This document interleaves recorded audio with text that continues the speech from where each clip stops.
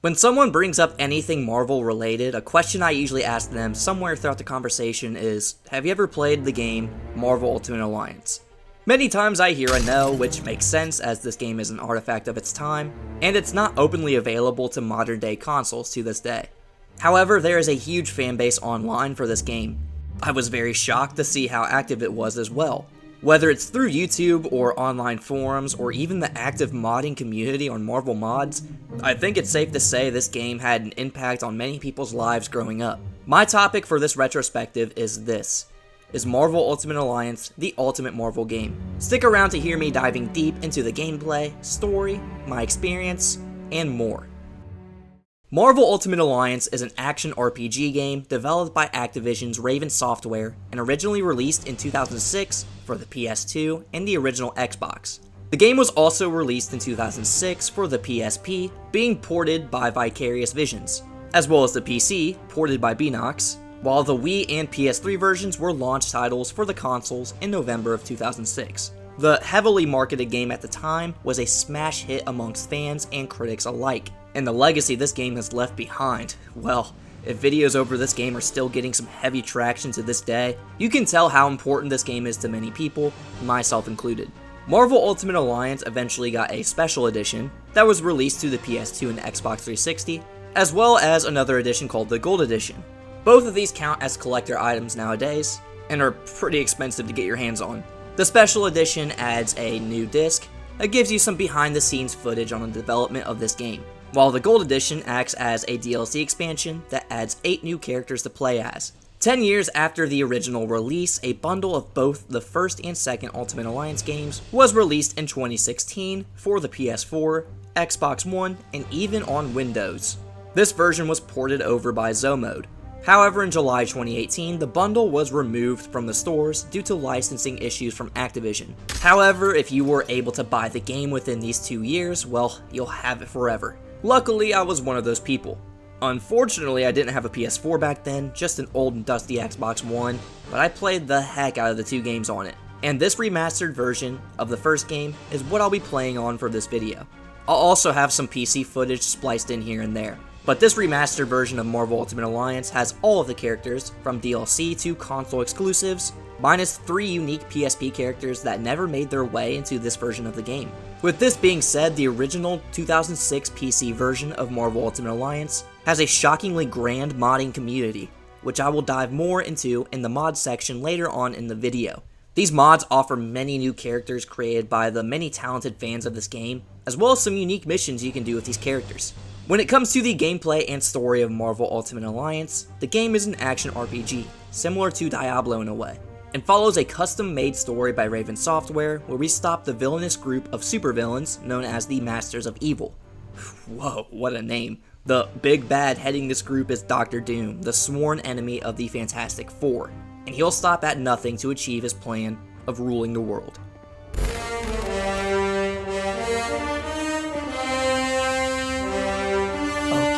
While Marvel Ultimate Alliance is the main game Raven Software may be known for, I have to mention that they developed 2 amazing games that laid the groundwork for this one, which are X-Men Legends 1 and 2.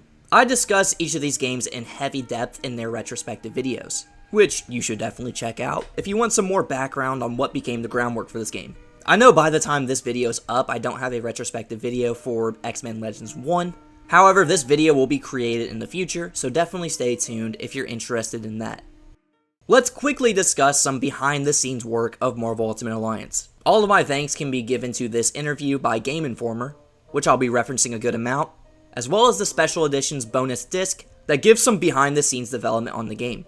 Before Ultimate Alliance was even a thing that was greenlit, game director Dan Vondrak in this interview explains a little bit on sidestepping from the X-Men Legends series.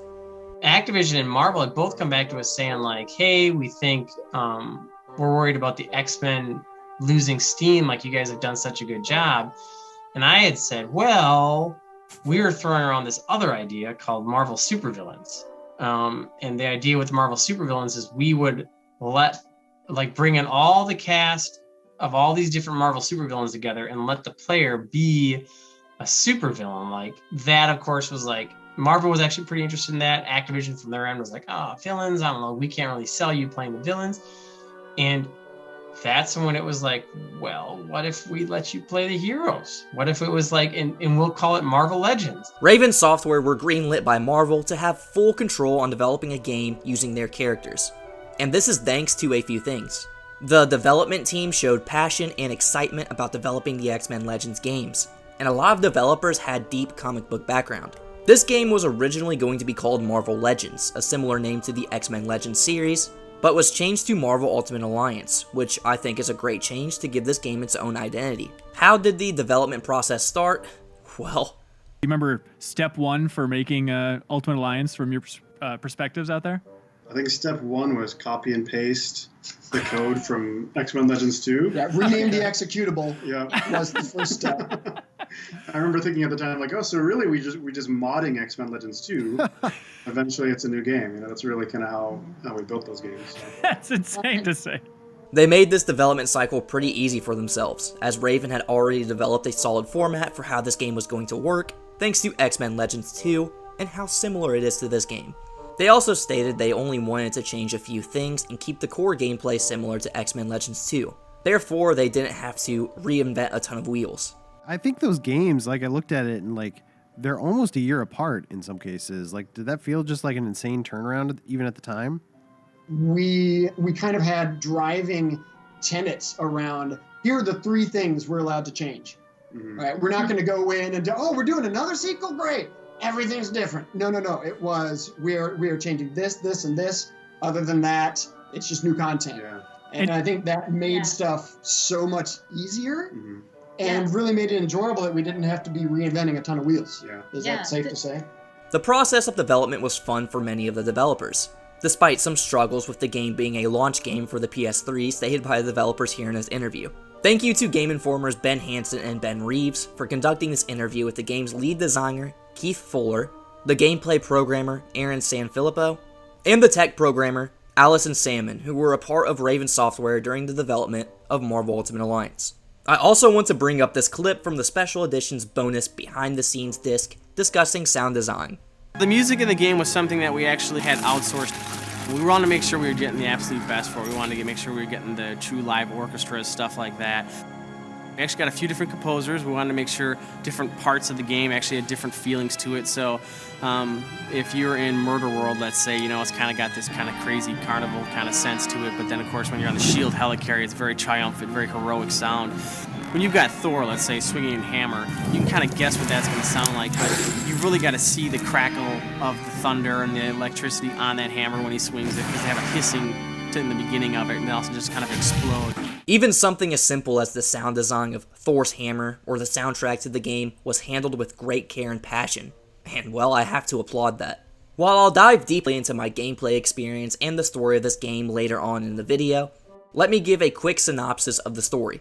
Nick Fury has called in a team of superheroes, and if you're playing with the Villains DLC pack, he even calls in some well-known villains.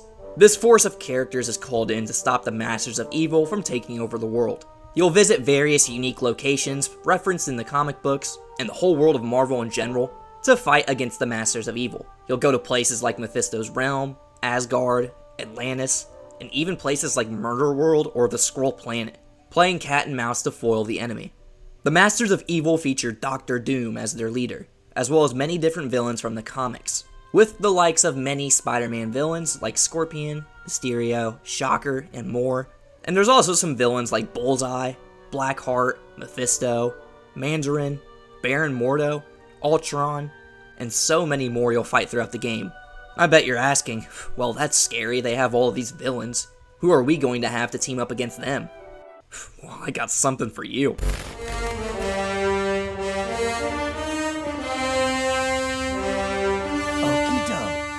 Marvel Ultimate Alliance features a huge roster of different characters to play as. Something that at the time this game was released was one of the main marketing points that hooked people in. The game allows you to pick 4 characters to play as at a time, allowing you to change your team at extraction points all throughout the game. Depending on the version of the game you're playing, you'd have some exclusive characters to choose from. I'm pretty certain I got this completely wrong in my character ranking video when talking about this, so let me redeem myself here. On 6th generation versions of the game, which include the PS2, the original Xbox, and the original PC release, you'd have 23 playable characters, which is the original roster. On the PSP version of this game, you'd have 27 playable characters, thanks to the inclusion of Black Widow, Ronin, Captain Marvel, and Hawkeye. On 7th generation versions, you'd be able to add an extra 2 characters to the mix, Colossus and Moon Knight, giving you 25 total characters to play as. And when it comes to Moon Knight, he seems to be an obvious stand-in for Gambit, making this the only Marvel action RPG Gambit isn't in. However, it seems like there's a reason Moon Knight was in this game, even though he was a relatively unknown hero back then, and Keith and Aaron in the Game Informer interview had something to say about this.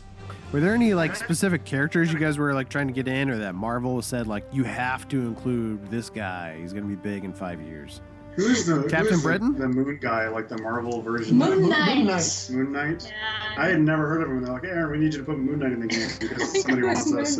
While they did state later that they had full control of what characters they put in the game, it seems Moon Knight was pushed onto them, and since him and Gambit have similar playstyles with their stabs and ranged options, it makes sense why Moon Knight was in this game. He was simple to port over and was someone Marvel wanted to be put in. Inside of this interview, hosted by Power of X-Men with Dan Vondrak, we do get some more insight on Moon Knight in general. It's not exactly confirmed whether or not Marvel forced them to have him in the game, but it did have something to do with Hulk, so here's the clip. But then Hulk was taken out. At the last minute, Marvel said you can't have Hulk in the game, and I was like, oh. And that wasn't even last minute, more like midway through production. I was like, oh, well, cool, I guess. We got another slot that opened up, and then so that's where Moon Knight came in, where I was like, great, let's get Moon Knight in at this point, cool character. Again, most people have no idea who Moon Knight is, let's use it. This can probably explain why Moon Knight only has 3 costumes, as he was inputted not last minute, but midway through production. Still, I find this really interesting. On the Xbox 360 exclusive Gold Edition, and the remastered versions released in 2016, you'd have the most expansive possible roster without mods, with 33 total playable characters, thanks to the inclusion of DLC characters like Doctor Doom, Magneto, Sabretooth, Venom, Hulk, Hawkeye, Cyclops, and Nightcrawler. The PSP exclusive characters were never released on any other console, but thanks to mods on the 2006 original PC version of the game, you can mod in every single character from the remastered version and PSP version into your lineup and get the full complete roster on that version. Now, depending on the heroes you choose, you may be able to get some special team bonuses. For example, if you have the Fantastic Four as your selected 4 heroes, you'll get a team bonus that gives you 20 health per knockout. Also, here's a fun fact. Did you know that if you have Mr. Fantastic's pinball skill unlocked, and you're in his pinball form, if you pick him up with the thing, you can throw him? Yeah, that's really cool stuff right there. You can also get a team bonus of 5% critical hit increase if you have a selection of 4 characters from this list here: Nick Fury, Elektra, Deadpool, Captain America, or Blade. This is the Weapon Specialist team. Also, you can throw in any of the Avengers into your 4 playable character slots to get a 5% increase to overall damage. Not to mention the X-Men, which gives you a 15% increase to your max amount of energy. And another fun fact, just like Mr. Fantastic in The Thing, if you pick up Wolverine with Colossus, you can pull off the Fastball Special. It's so fun, it has nice attention to detail, how could you hate this? This game gives you multiple team options, which I'll have on the screen as I'm talking about this. But even if you don't go with any one of these teams, you can choose any 4 heroes you want, and probably play very well with them, as all the characters in this game can work pretty well hand in hand with each other. Shout out to this poster I got from Brady Games, and their official strategy guide for this game. This is a poster I usually have hanging up as a decoration in my room, as a reminder to how much I love this game. The game also gives you an option after you start the 3rd mission to make your own team, which allows you to gain reputation for doing missions and defeating bosses. You can spend reputation on 2 things. You can use it to level up your team and get some points into some special bonus attributes that can only be active if you have at least 3 of your team members selected, or you can swap characters into your team at the cost of some reputation. While this feature is really cool, I wasn't a big fan of handicapping myself to at least 3 of my heroes, as I'm the type of person who loves switching heroes in and out of my team just to play as them, but this feature can be really nice if you want to utilize it. It's not exactly needed as this game isn't super hard, but it's a welcome feature. If you guys have been with me for a bit, you know that one of my first videos to blow up was my character ranking video of this game. I remember talking to my uncle about this game a few months ago, who in a way introduced this game to my family around the time it came out. One thing he said stuck with me after he watched my character ranking video.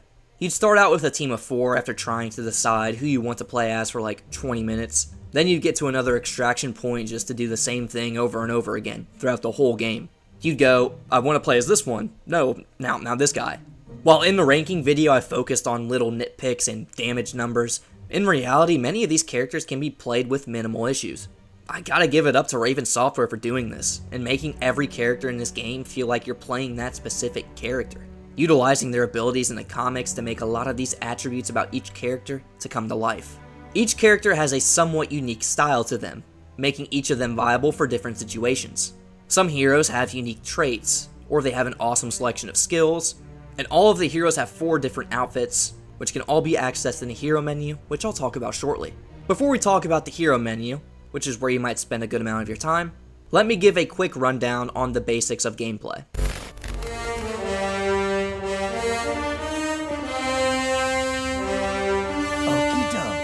The gameplay in this game is pretty simple once you get the hang of it. You can move the camera with the right stick, move your character with the left, you have simple, regular melee attacks, you have a heavy attack you can charge up, you can jump, and you can grab or interact. There are 3 main combos you'll use in this game when it comes to melee. You can trip enemies, you can pop them up, or you can stun them. These can help you manipulate the battlefield one enemy at a time.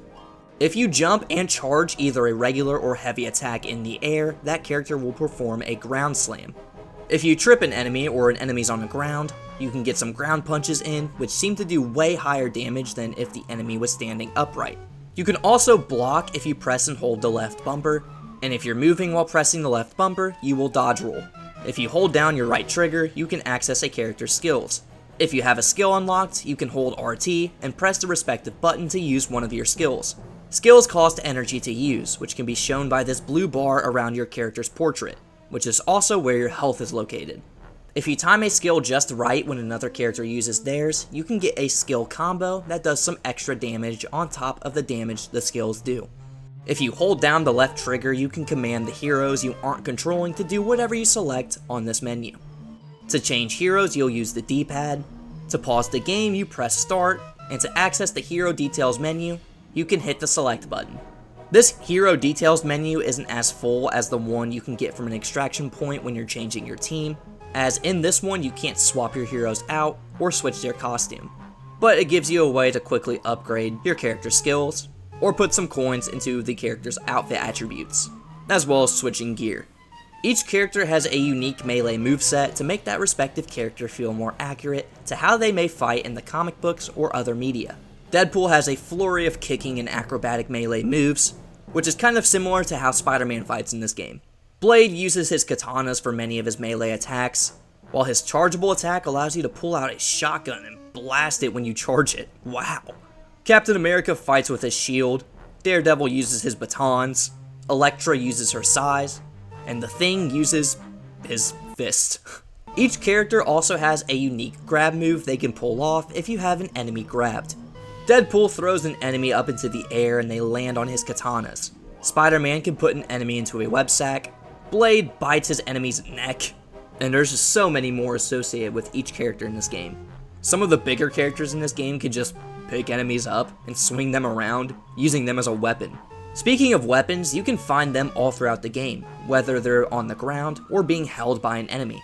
If you attempt to grab an enemy with a weapon, you can rapid tap with the respective button and steal it from them. Some bigger enemies require you to do a quick time event so you can steal their weapon, like this frost giant here. These weapons have a gray durability meter where your character's energy meter is, and they will last for a few hits before they break. Weapons do some pretty good damage in this game and are pretty fun to utilize, especially these giant flame swords these flame giants have in Mephisto's realm.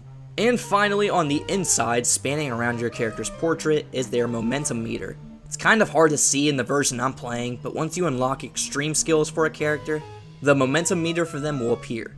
Once you fill this up, you can do that character's extreme skill, which I'll discuss here shortly in the skills section.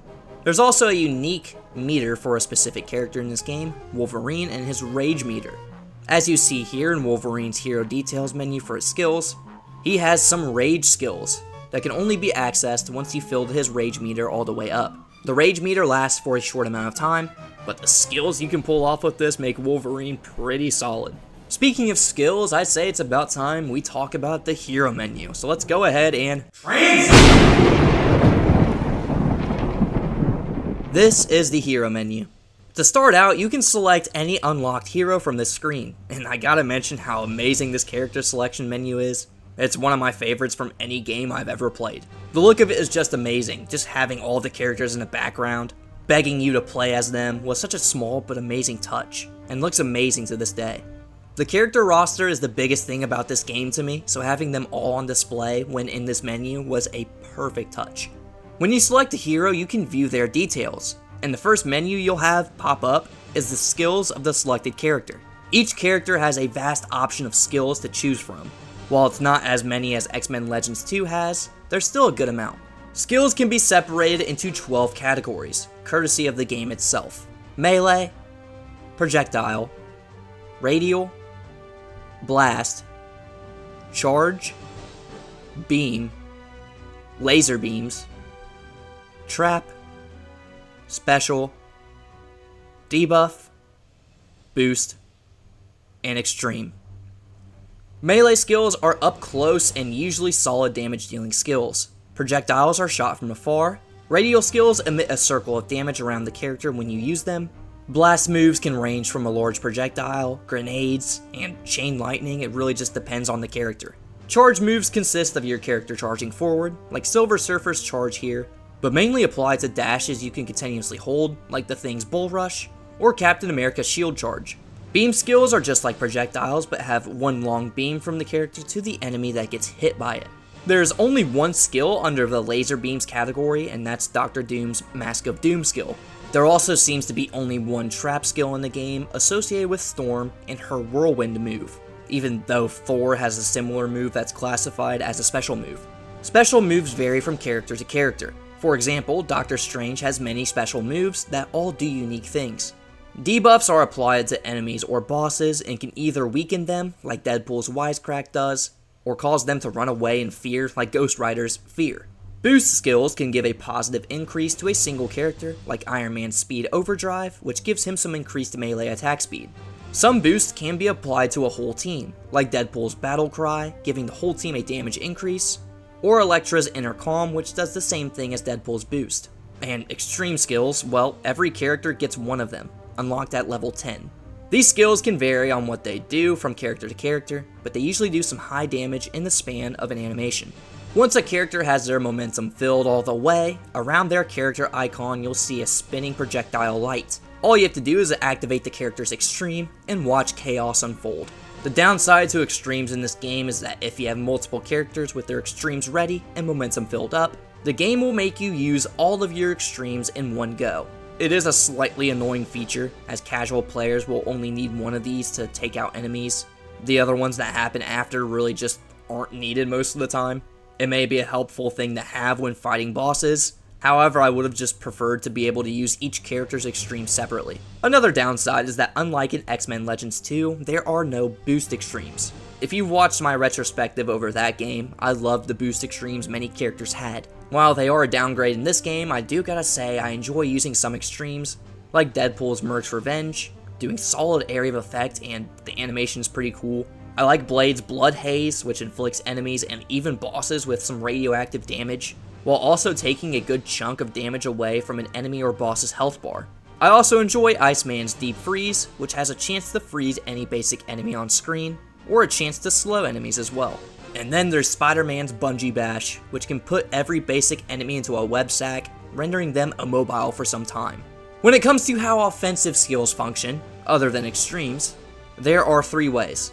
Many skills in this game are single tap, immediately happening after you activate the skill. Rapid tap skills require you to rapidly tap the skill button you applied the skill to. This will allow you to continuously use the skill. And the same goes for press and hold skills. Rather, you just press then hold over rapid tapping. Overall, while a lot of the functionality of skills can feel copied and pasted to other characters at some times, the skills in this game encapsulate how the character should play as pretty well. It takes these comic book characters and makes them feel alive.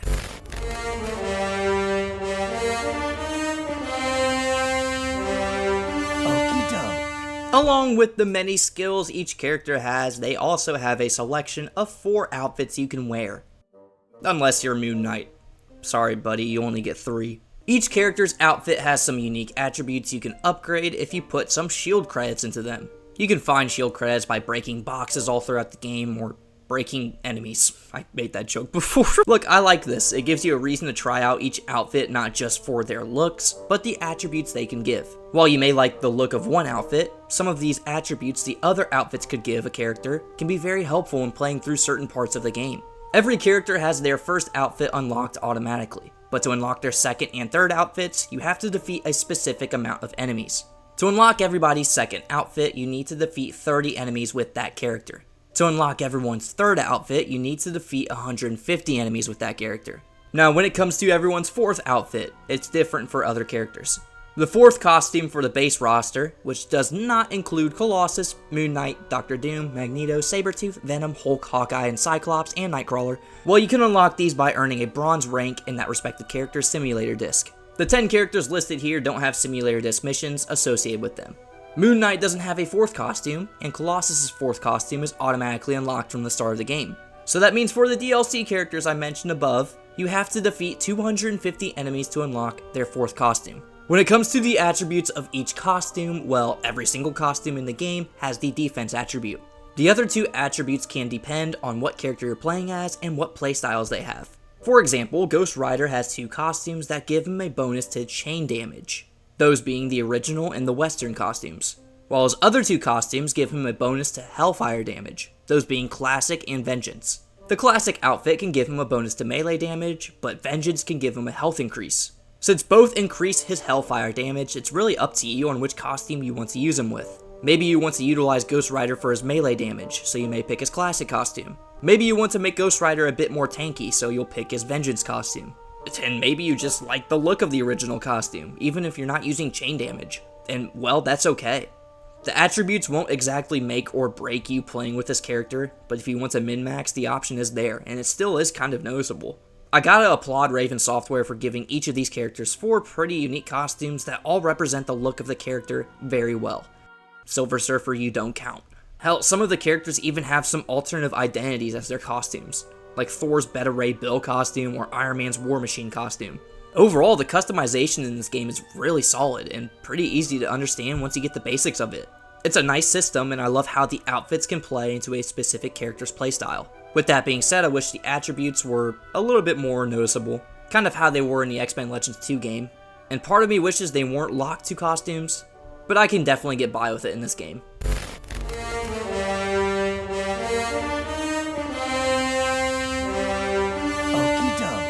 Gear. Oh, what should I say about gear in this game? While it's definitely a step down in complexity compared to the previous X-Men Legends games, I am glad to say that gear doesn't drop around every turn like it did in X-Men Legends 2.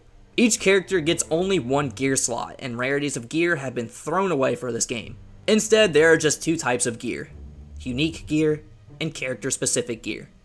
Unique gear consists of items with the green ring around them when they drop, and they can only be dropped from specific bosses in the game, with the exception of one, which I'll talk about in the Act 3 segment of the video. These gear pieces range from giving you melee damage reflection, to increasing your attributes, or to flat out boosting damage to your powers. You're probably thinking, Ace, what are you talking about? The description says it boosts only electricity damage powers. And I'll say to that, yes, it does, but it's actually bugged.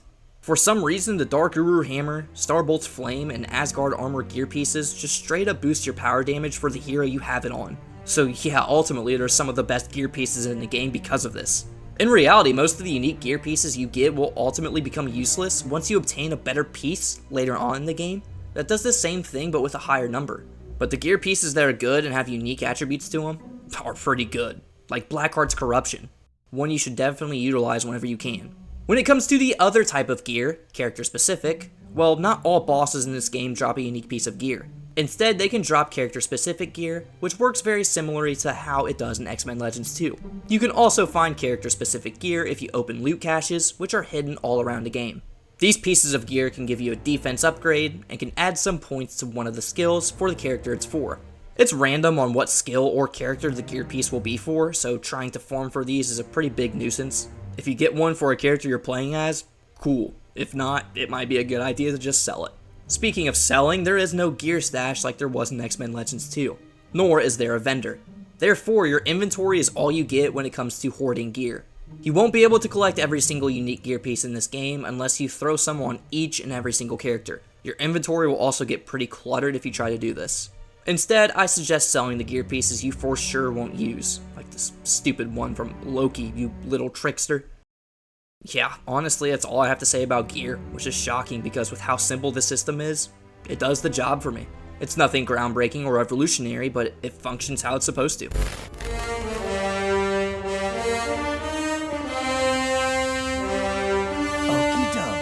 In the stats menu, you can view how much experience the character needs to level up and their health and energy amounts.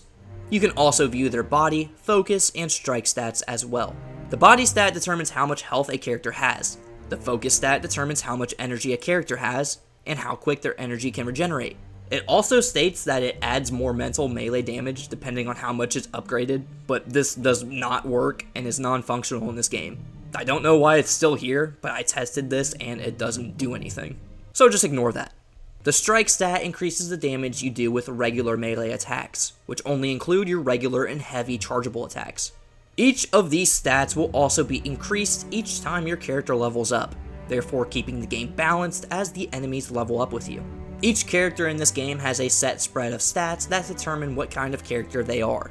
Usually each character is high in one of these stats, while the other two are a bit lower. For example, Iceman here has high focus, deeming him a focus-based character. Deadpool has high body, making him a tank sort of character. And Hulk has high striking, therefore he's more of a brawler. Don't let this fool you, you'll be using skills with each character, therefore focus is pretty important for every character. But the other stats are also not to ignore. But don't you worry, as all throughout the game you will be able to find stat upgrades, either in hidden areas or just out in the open. You can collect these with a specific character and upgrade their stat by a point, allowing you another way to increase your stats rather than just leveling up. There are also some gear pieces that will increase a character's stats, not to mention some costume attributes for specific characters that will do this as well.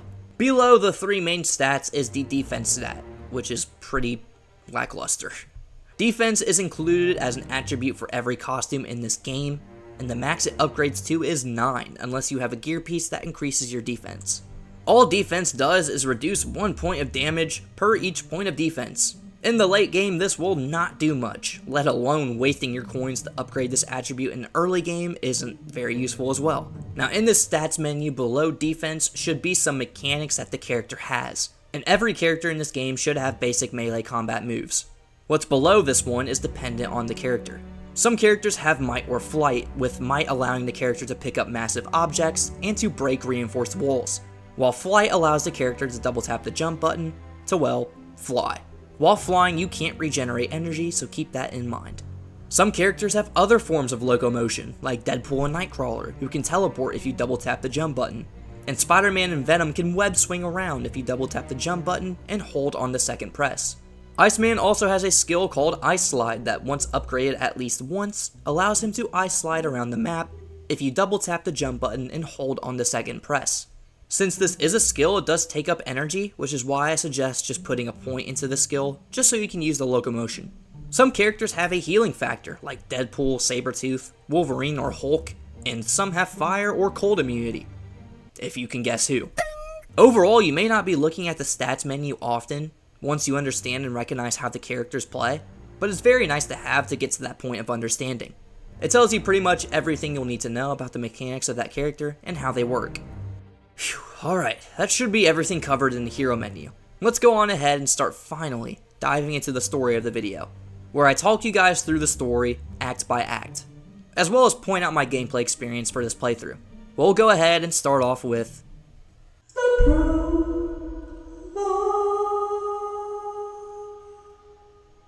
After being blasted by several different companies and their logos and reading through a 10,000 word user licensing agreement in 2 seconds, you're thrown into the home screen of the game.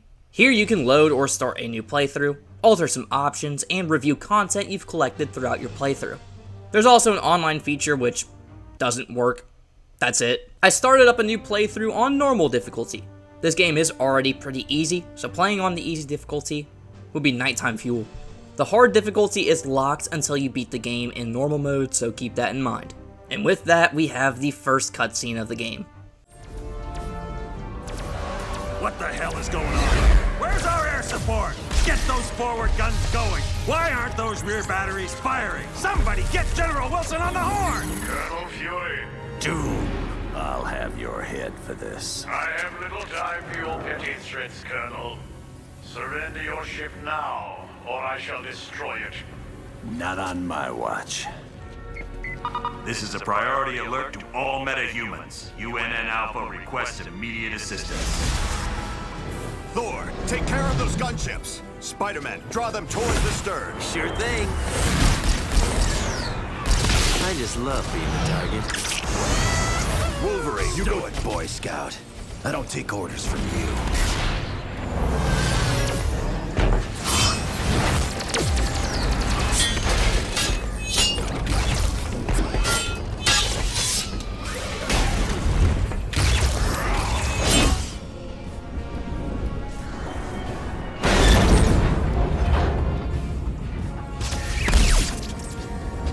Soulless machine?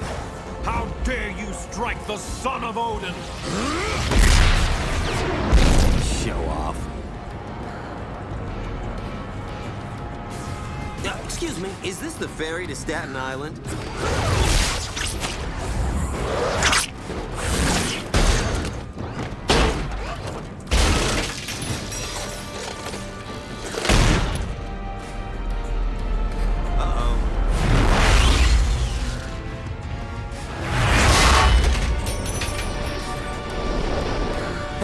Looks like you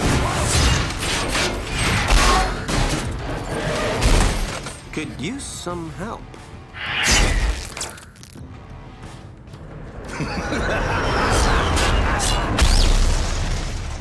That dude scares me.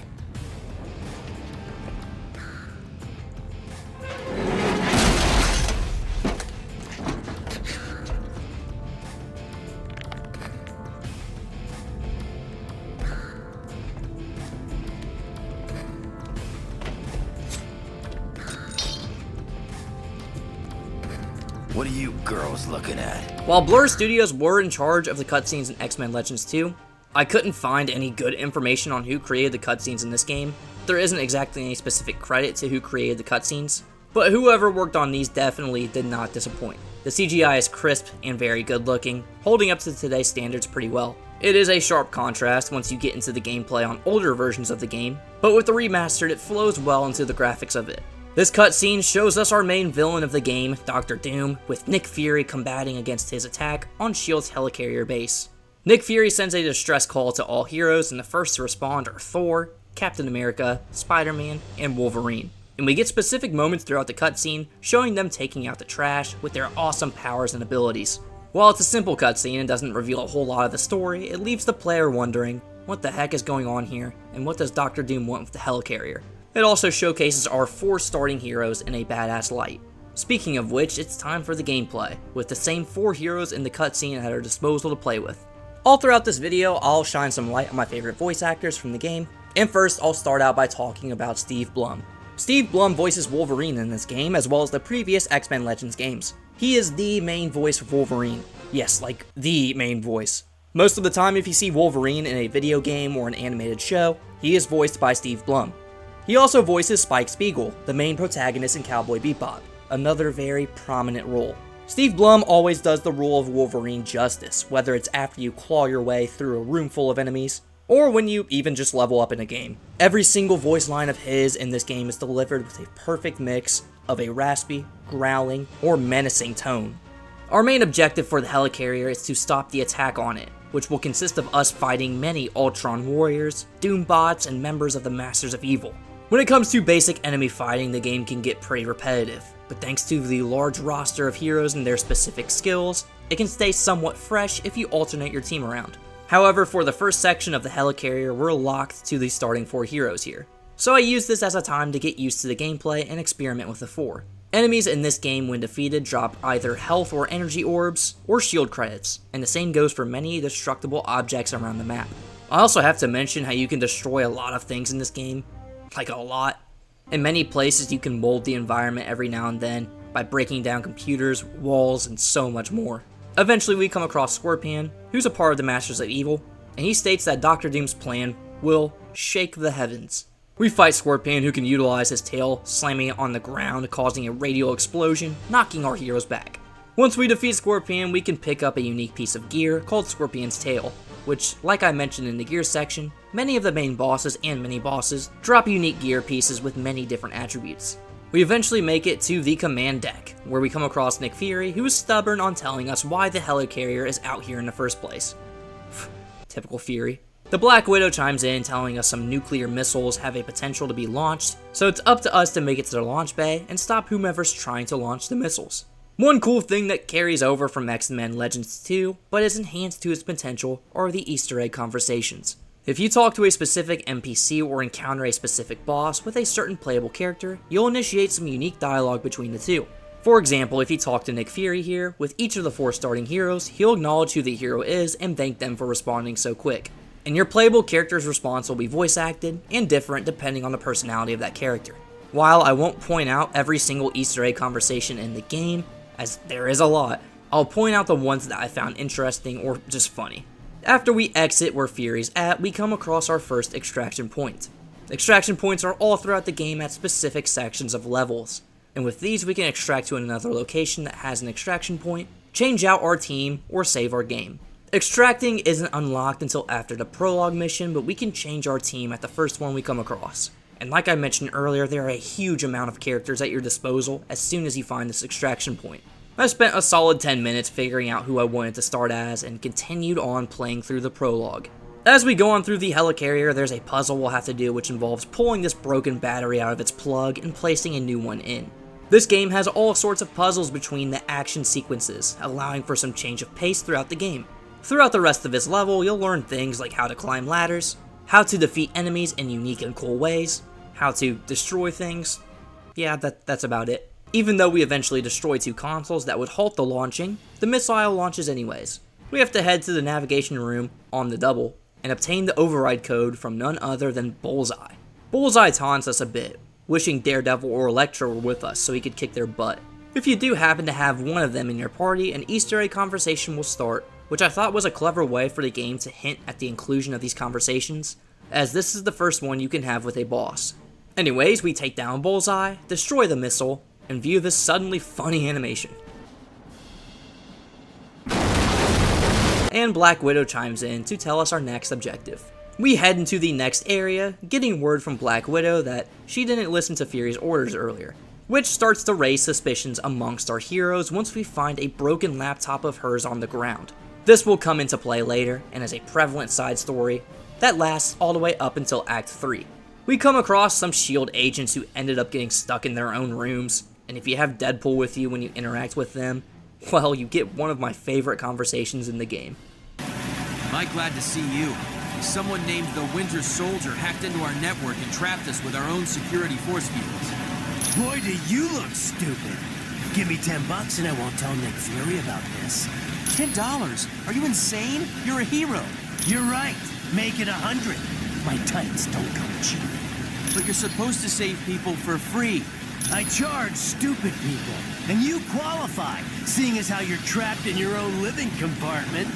By the way, the price is up to $200. Fine, I'll pay it. Just go to the security console and reboot the system. It'll take 2 of your team members to activate it. Watch out for traps. Ooh, I don't like traps. The price just went up to $500. All right, I'll pay whatever you want. Winter Soldier probably put laser tripwires along the way. If you walk through them, a bomb will be triggered. Just to warn you, if I die, my price goes up to $1,000. Once you free the agents, you can snoop through their computers and their rooms to get some random information about things like a soldier's personal life, a soldier named Dino Jr., which references Dino Manelli, who was one of the founding members of the Howling Commandos. We can read about a soldier's suspicions on the Black Widow, and another's interaction he witnessed between Wolverine and Nick Fury. We eventually come across our first Doombot, breaking through the window like he was the real deal. We then come across Radioactive Man and Winter Soldier, who are working together within the Masters of Evil.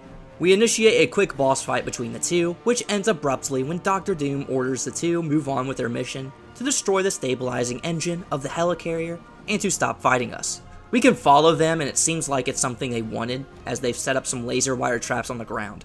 While pursuing them, we come across another console detailing reports on Atlantis, which is a level we'll explore later on in Act 1.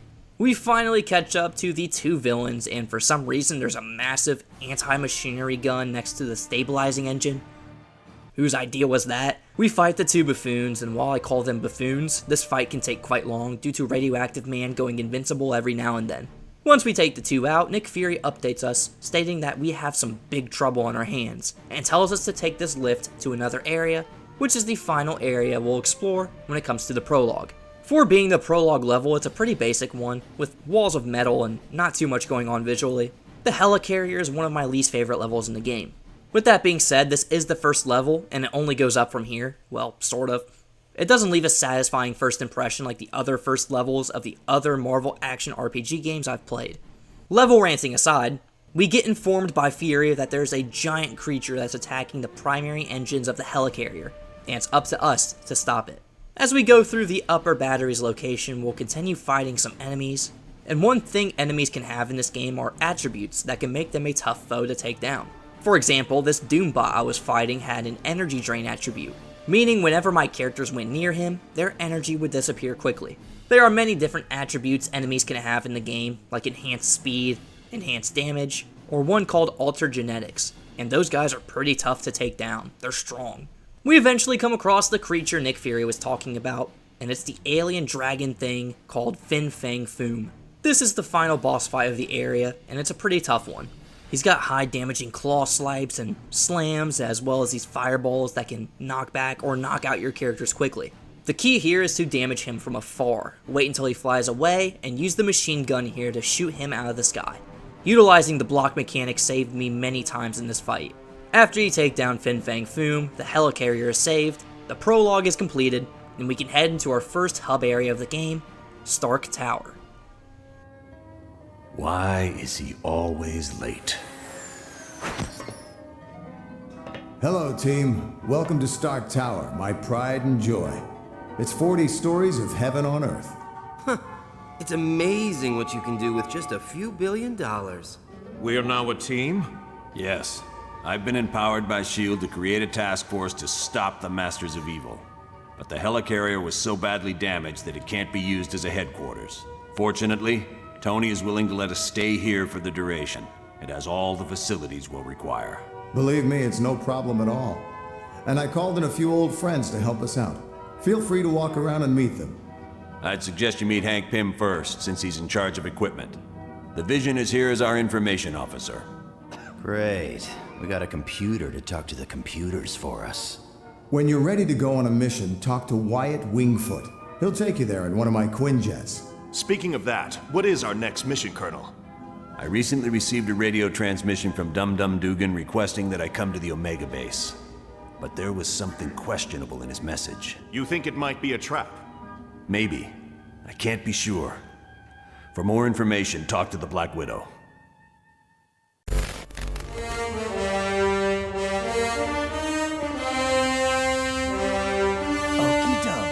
Welcome to Stark Tower, the first hub area of the game. Within each of the 5 acts, you will have a different hub area you will visit in between each mission. In Act 1, we'll reside in Stark Tower, which features some of the most iconic music and voice lines of any hub area I've ever played. Mr. Stark, there's a Harold Hogan on line 2 for you. Mr. Stark, there's Miss Bambi and Miss Heather here in the main lobby to see you. In each of the 5 hub areas, you can do a number of things, which includes looking at the review computer here to review any concept art, comic books, loading screens, cutscenes, and movies, or even some tips to help you out in playing the game. There's also the stats column that can help you keep track of finding all collectibles within an act. Next up, we have the trivia game. The trivia game gives you a set of Marvel trivia questions, and if you answer them right, you get some experience points. These are always cool, and even as someone who doesn't know too much about Marvel while making this video, it's still a treat seeing all these references and getting the questions right. We also have the simulator disc console. I have a whole section near the end of the video after the story and gameplay segment about this simulator, so if you are interested in hearing my thoughts about it, check out the timestamps and watch that segment. Within each hub, you'll have these 3 things, all located in different areas, but usually they aren't too hard to find. They have this green arrow above them. Sometimes I found myself not knowing which one was which in certain areas like in Act 2 or 3's hub areas, but that's a minor complaint on my behalf. Within each hub area, we can talk to the many NPCs here, all who either offer some backstory on their character, the story, or some vital information you may need to know before the next mission. There are also many Easter egg conversations you can have with many of the NPCs, like Deadpool here with Black Widow. Hello, Deadpool. Welcome to the team. Ah, how I have missed you, mon petit chapeau. Let us run away and live a carefree life someplace exotic, like Pittsburgh.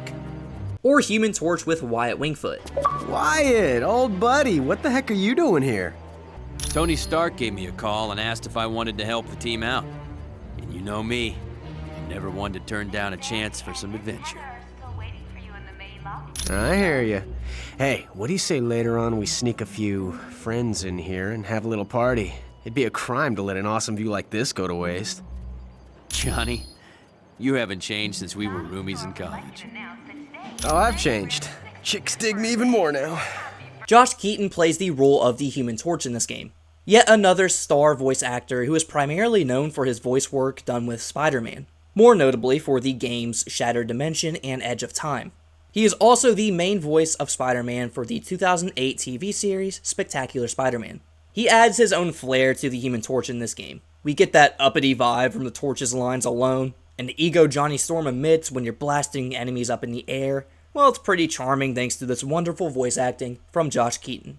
Occasionally, some NPCs may have some side quests for you, whether that consists of finding an item in the next area you're going to, like with Hank Pym here in his cybernetic helmet, or talking to another NPC to get some information or finding an item in the hub area for someone. These side quests are cool, but I don't think they give you experience, just something else to do. The only exception being the Black Widow subplot, which gives you a huge chunk of experience when you finish it, which I'll dive into right after this next mission. When it comes to each hub area side location, for example, Stark Tower's Iron Man lab, or the upstairs section of Doctor Strange's Sanctum Sanctorum, in these areas you can advance the Black Widow subplot, or talk to many heroes that currently are on your team. The Iron Man lab won't open up to you until after you complete the Omega Base mission, but I'll talk about it quickly here. If you were to have Iron Man in your team when you go inside here, you can activate this console and obtain a skill point. Within a few of the hub areas there are some secret collectibles, but there's also just collectibles out in the open. For example, all throughout the main area of Stark Tower, there are some stat upgrades, and in the Iron Man lab you can find some concept art or even a Black Panther action figure under the stairs. When it comes to the 2 unlockable characters that have action figures, Black Panther and Daredevil, well, they're hidden all throughout the game, and once you collect 5 of either the Black Panther or Daredevil action figures, you will unlock that respective character. So with all of this out of the way, let us dive into the first real mission of Act 1, the Omega Base.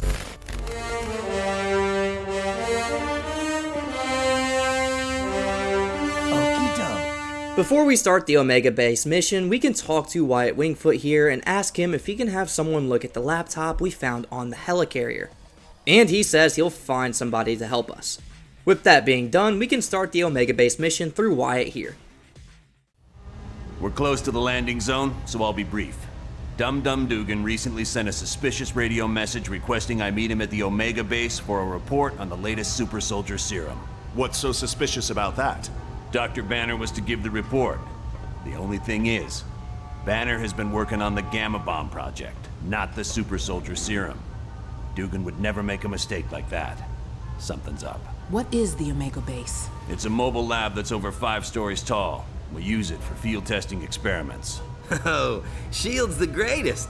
Flying aircraft carriers, office buildings on wheels. Oh, please tell me you've got a tunnel that runs from New York to Tokyo. Spider-Man, this is serious. Colonel, is there anything on board the Omega that would be considered dangerous? If the contents of that vehicle were to fall into the wrong hands, it would be disastrous for all mankind.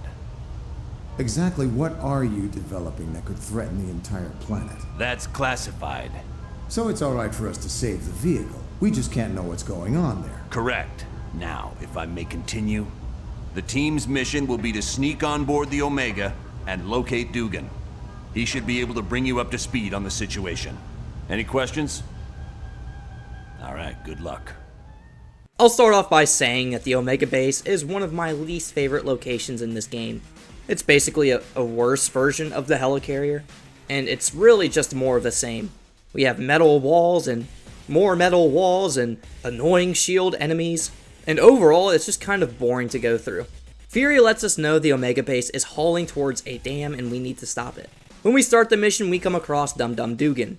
Dugan asks us to lead him to a control room.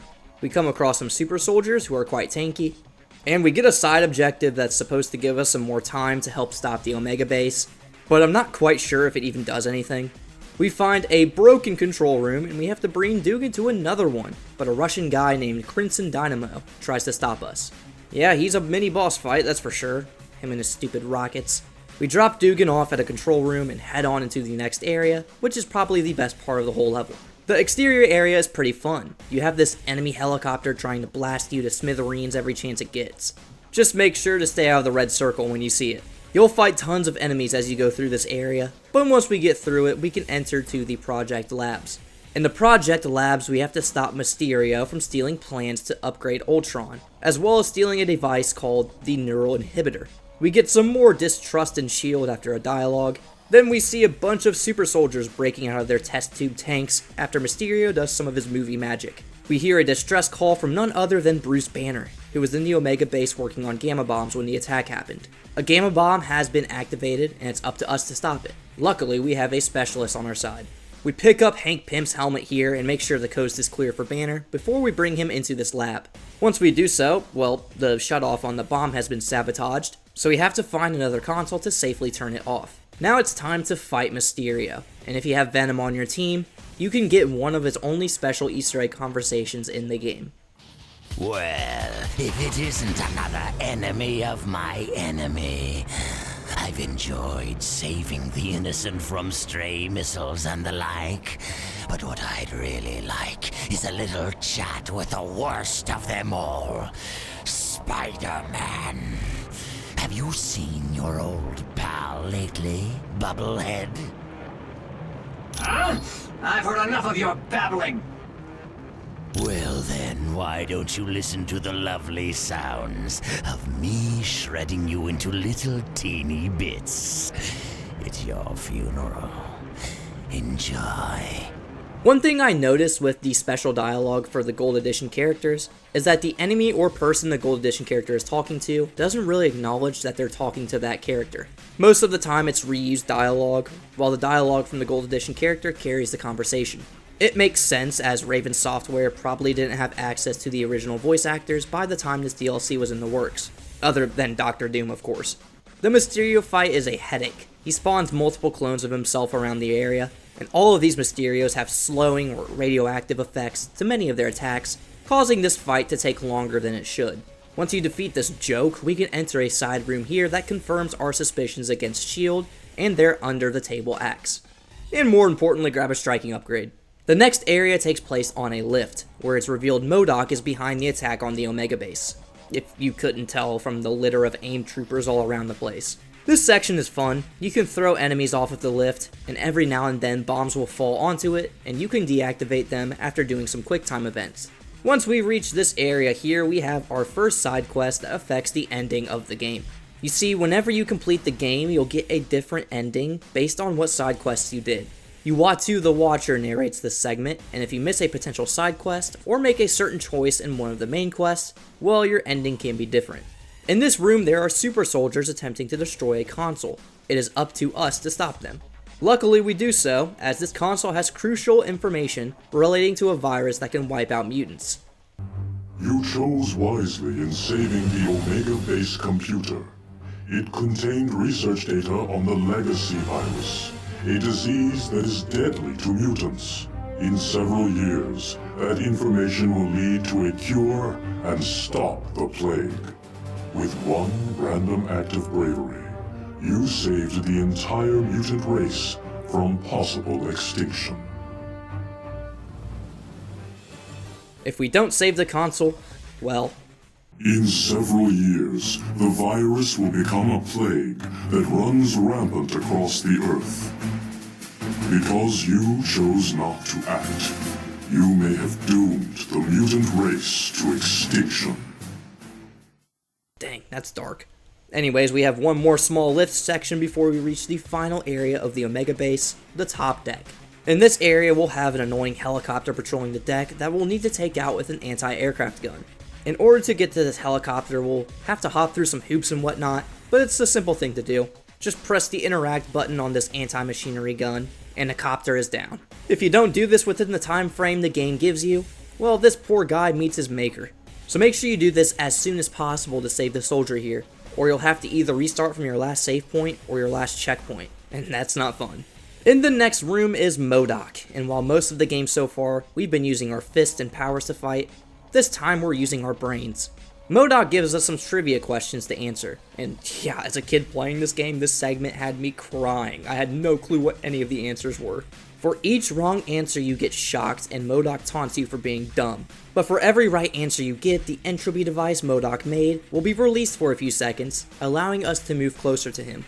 Once we answer enough questions correctly, MODOK will throw a hissy fit and actually start to fight us. He throws his disposable AIM trooper goons at us all throughout the fight, while he uses two moves to attack us, a ground slam and this annoyingly high damaging beam. Once you recognize he only uses two moves, well, this fight isn't hard. Once we take down MODOK and activate this console, we've officially stopped the attack on the Omega base. We've stopped the base from hurling itself into a dam, something we do all the time according to this dialogue option.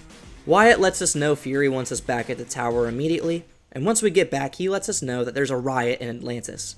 Dr. Doom also stole the Mutant Amplifier, a device that can greatly alter a mutant's powers. We can walk around the main hub area and get some more information on the Atlantis mission, as well as talk to Black Widow with Deadpool again. Hello, Deadpool. Black Widow, I feel we've known each other long enough that I can ask you, are you putting on weight? However, we can now enter the Iron Man lab this time around. Like I mentioned before, there are many heroes in here we can talk to, as well as Jarvis and Weasel? Weasel, old buddy. I haven't seen you in weeks. Where have you been hiding? In the hospital. You stabbed me in the leg. Remember? Oh yeah, that's right. But I had to. You were trying to eat the last cheesy puff. It was my bag of cheesy puffs. Well, that's not how I remember it. Yeah, this is the hacker Wyatt found to help us get some more information on the Black Widow and her laptop. Isn't it kind of funny in the PSP version of the game you can play as the Black Widow while all this happens? Yeah, pretty comical. Weasel needs a password and there are 3 options. Basically, every time we come back from a mission and talk to Weasel, we'll have something new we need to do for him. All the way up until the end of Act 3. With all of this out of the way, let's make way to Atlantis, our next mission. Listen up, people. We've been sent here to investigate a situation in Atlantis. What kind of situation we talking about here, Cap? An hour ago, Namorita sent a message saying a riot's taking place. A crowd broke into the throne room of Atlantis and dragged Namor off his throne. Why would the Atlanteans riot? They love Namor. I don't know. Namorita had to stop transmitting before she could give any details. How are we to handle a mission in the undersea conditions of Atlantis? There's nanotechnology at this outpost that will let us breathe and move normally through the water.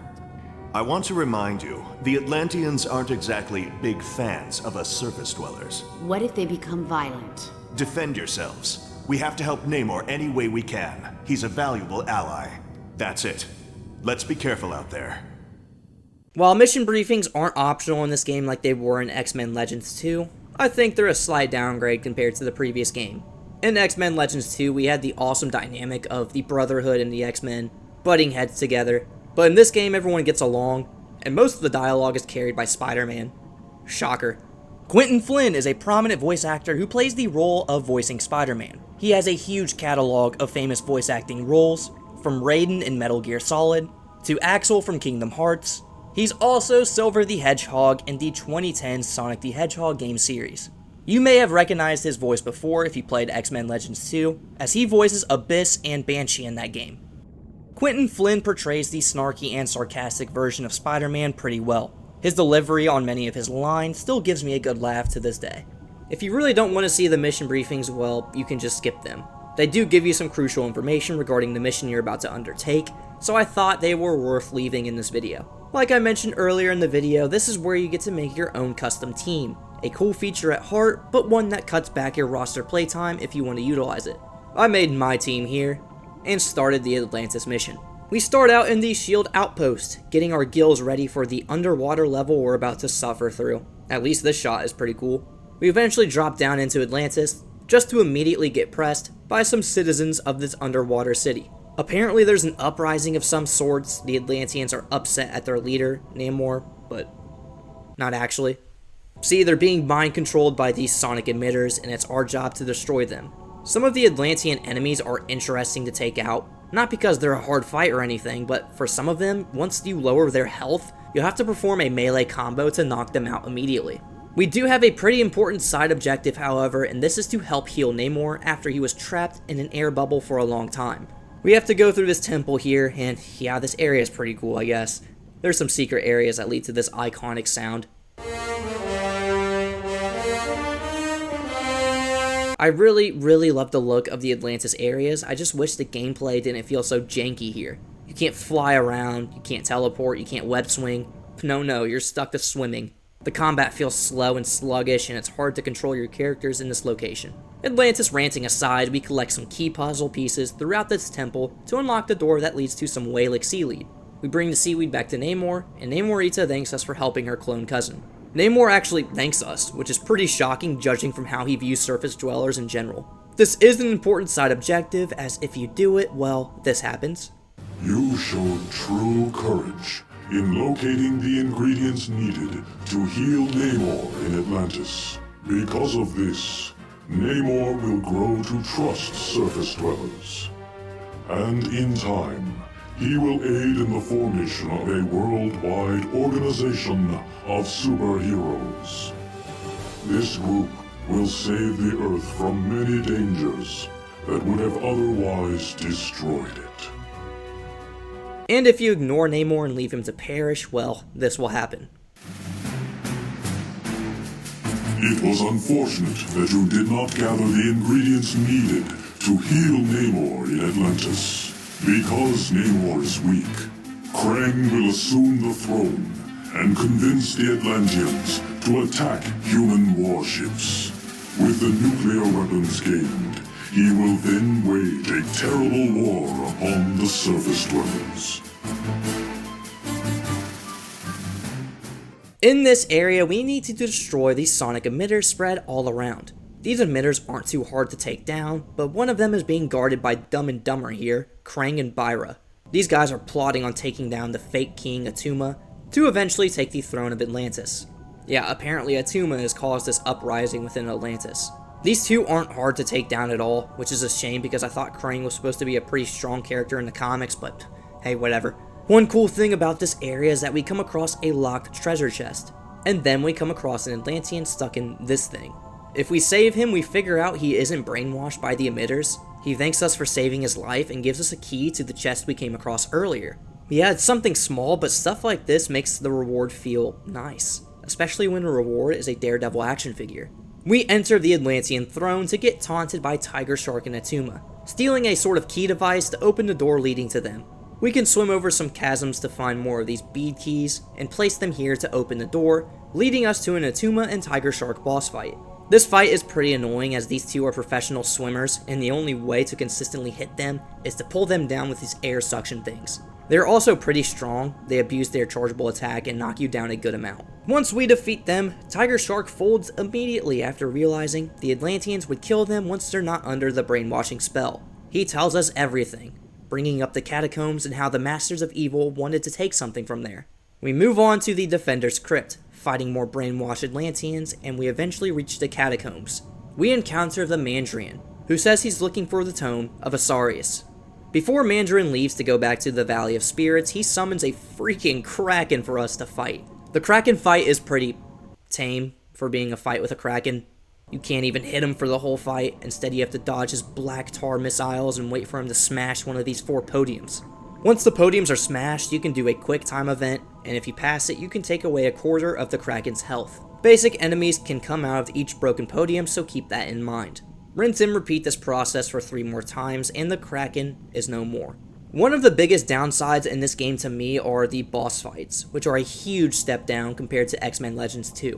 While that game had some engaging and captivating boss fights, this game falls short on its main ones.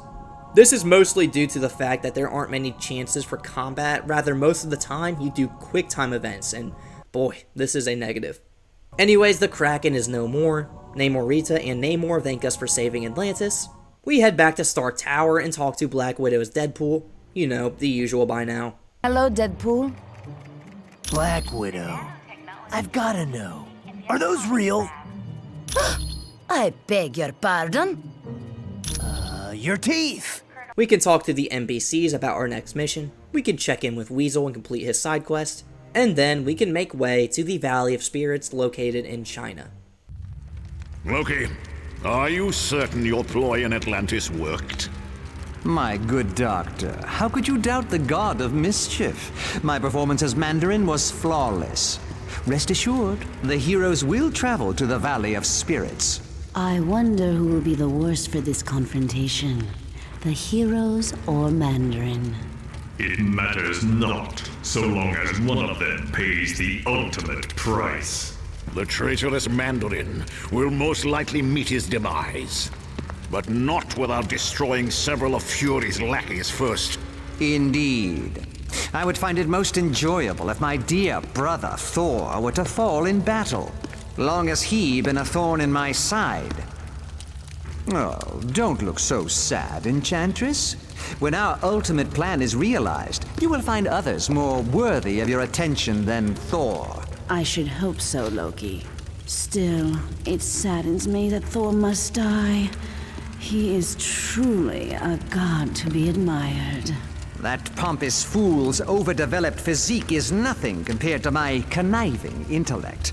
Now, I have longed to crush his self-righteous countenance beneath my booted heel. Silence! All of you. My scanners show the heroes are in the Valley of Spirits. We have set the stage, and the players have arrived. Now, let us watch and see who will survive this tale of deception. Instead of getting a mission briefing with our heroes, we get a glimpse into the head honchos of the Masters of Evil.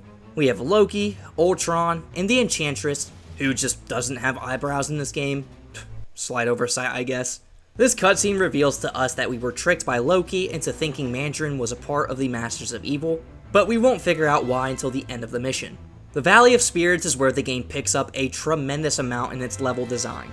Not to mention it's a fun area to go through thanks to the enemies we'll fight, as well as the many puzzles throughout the location. Throughout the whole location we'll fight Shaolin monks and clay soldiers. The monks are pretty tough, but the clay guys can be smashed into pieces in one hit, making this an excellent place to farm for costumes for your characters. All throughout the first area of the valley, there are puzzles you can accomplish to skip portions of the location. If you have a character with might, you can pull this rope to open a door.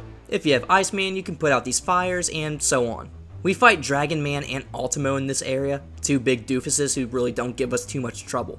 In the next area, the Golden Court, there are many destructible objects, loot caches, and a fight with the Grey Gargoyle. His fight is pretty fun, thanks to his ability to turn any of your characters into stone, causing you to change characters often when fighting him. We take down the Grey Gargoyle and head into the Celestial Hall, where there are many things we have to accomplish to move forward through the area, like covering these monk spawning things with crates, while defeating enough of them, to a pressure plate puzzle as well. We come across Ultimo the Second, which really doesn't seem like an upgraded version of Ultimo. If anything, I took it down quicker than the first one. Now we have the Forbidden Passage, and in this area we'll come across Doctor Strange, who's in a fistfight debacle with these monks. We can knock the monks out, and Doctor Strange thanks us, and he asks us to help him find an artifact called the Orb of Agamotto. Doctor Strange will stay with our party until we find the orb, which is hiding in a treasure chest. Doctor Strange offers his talents to the team, which means we can now play as him. Now we are at the final area of the Valley of Spirits, Mandarin's Court. Mandarin is upset at us for infiltrating the Valley of Spirits, and initiates a boss fight with us. Mandarin has a plethora of different attacks thanks to his rings of power. He's got whirlwind abilities, he can shoot an energy or ice beam. Whew, he's not someone to mess with. Okay, to be fair, his fight isn't too hard, but it gets elongated. There's this segment that happens where we have to bait these explosive spiders into the room Mandarin's hiding in. If we try to just teleport up into the room Mandarin's in through these teleport pads, we'll be taken back by another version of Ultimo. Sheesh, 3rd time's a charm. Once we destroy the Ultimo Mark III hiding out with Mandarin with the explosive spiders, we can wail on him until we have to do the process again. Rinse and repeat until Mandarin comes back down for the final part of the fight. Overall, I enjoyed the fight with Mandarin. It's probably one of my favorite fights in this game, and an enjoyable one that is, mainly because we have no quick time events. Once we defeat Mandarin, he tells us everything we need to know. He was originally a part of the Masters of Evil, but tried to become their leader, so he was forced out. He lets us know he wasn't actually the one in Atlantis, and that it was actually Loki. Why did he do this? Well, Fury lets us know immediately after this revelation. Team, once you're finished with Mandarin, return to base immediately. The Masters of Evil have kidnapped 2 X-Men, Nightcrawler, Jean Grey. We return to Stark Tower and talk to Wyatt Wingfoot to take us to the Sanctum Sanctorium, the hub area for Act 2, and we get the best cutscene in any of the Marvel action RPGs. He's awake! Shield the castle, now!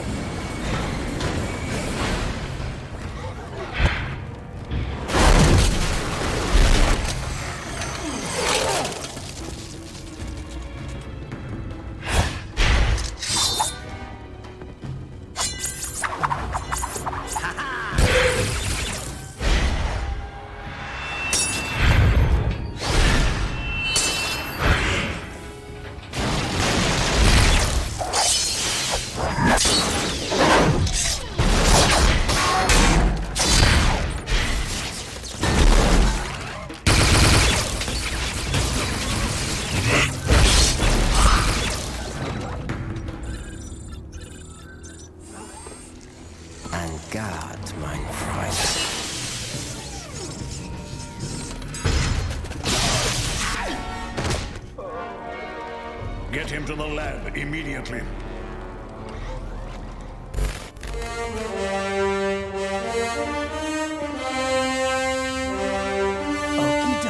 Despite how amazingly badass they make Nightcrawler in this scene, it's not enough to escape Doctor Doom. Anyways, Doctor Strange is letting us use his home as our hub because Loki's involved, and we need some magic. And I gotta say, this is the coolest hub area in the game, narrowly taking the top spot from Act 3's hub area, which I'll talk about later. The absolute vibe they accomplished with the design of the Sanctorium, well, they nailed it down to the wire. You can walk in front of certain objects and you'll get a pop-up telling you what the artifact is. The references here are amazing, and I had a blast walking through this place and talking to the NPCs while also looking at the cool artifacts. Plus, Deadpool has another amazing Easter egg conversation with the Ancient One, Doctor Strange's teacher, who you can talk to once you find the Gem of Auster in the entry of the Sanctorium. Who would dare disturb my meditation? Grampy, is that you? Wow, you got a lot older, and uglier too. You buffoon! I am not your grandfather. I am the Ancient One, teacher of Doctor Strange. Are you sure? You're really grouchy, just like Grampy was. Yes, I am quite certain I am not related to you, you idiot. Gee, Grampy used to call me that. Usually after I woke him up from a nap by shoving an ice cube down the back of his shirt. Please be silent! I know you heroes have banded together to battle the Masters of Evil. Let Doctor Strange know that I will be watching over you. I'll tell him. Thanks, Grampy. Just the idea of Deadpool talking to a character like this is insane. We can head upstairs to get greeted by Clea. Oh, she's a creepy one. And we can talk to Weasel again, who lets us know how the heck he got in here. Well, I climbed up a drain pipe and crawled in through a window. Then, a plant tried to eat me, and some tentacles tried to drag me into another dimension. Just wait till you get my bill. We can advance the Black Widow side quest, which keeps revealing more information that doesn't make her look too good. And there's even a Daredevil action figure up here. Definitely doesn't beat talking to the real Daredevil though. Also, if we have Doctor Strange on our team, we can enter his room and pick up a good amount of focus upgrades. Also, Professor X is here? Alright, we're in good hands. Speaking of which, our next mission is to infiltrate Castle Doom to save Nightcrawler. So let's use the Orb of Teleportation and make way. Baron Mordo, I trust all is in order. Our guests will be arriving soon, and I would hate to be ill-prepared. You can rest assured.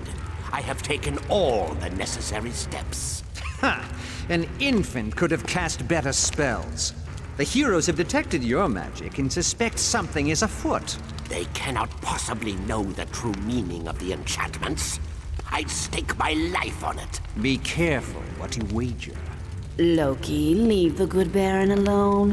What does it matter if the heroes suspect? They will still be ensnared by the trap. For his sake, they'd best be. I'm taking a grave risk being associated with the Masters of Evil. Make no mistake, my friend. We all stand to lose much if we fail. Which is why I'm certain Baron Mordo will achieve success. But I would warn you, Baron, my faith only goes so far. Failure will not be tolerated, and the penalty will be most unpleasant. What of the mutant amplifier we stole from the Omega base? Does it work? Yes, even better than I dare hope. But time is now a factor in our plans. Why is that? The mutant amplifier is quite destructive. If we do not move swiftly, the X-Man we kidnapped will die. You surprise me, Dr. Doom. Why do you care for the health of the mutant? I don't. An early death would hinder our plans. But make no mistake, death for the X-Man is inevitable. We get another Masters of Evil briefing, and Baron Mordo apparently has something planned for us, a trap of some sorts. But we don't know this yet. We also learn here that the Masters of Evil are using the mutant amplifier on the X-Men they kidnapped, and the amplifier could kill the X-Men if they, or we, don't move quickly. We still don't know what they're using it for currently, or why they kidnapped the X-Men, but this is all we got right now. We arrive in Castle Doom, and Fury lets us know that Senator Kelly, the prime mutant hater, was kidnapped last night, and all that was left in his place was a Jack-in-the-Box. Weird stuff.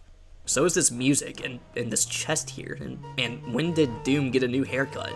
It looks jarring on him. We fight some Doom sentries and eventually come across some gates moving comically up and down.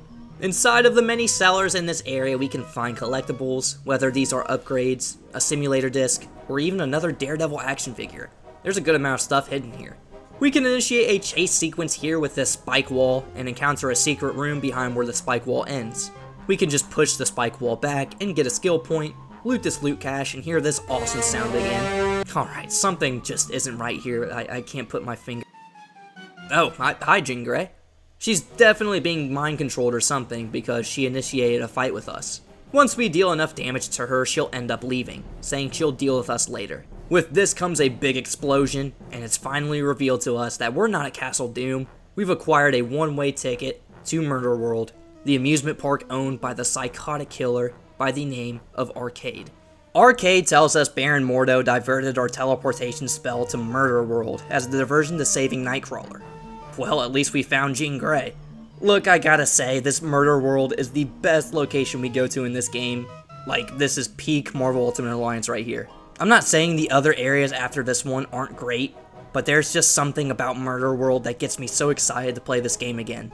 There's fun death traps all around the place, like these giant or small jack-in-the-boxes that bonk you in the head.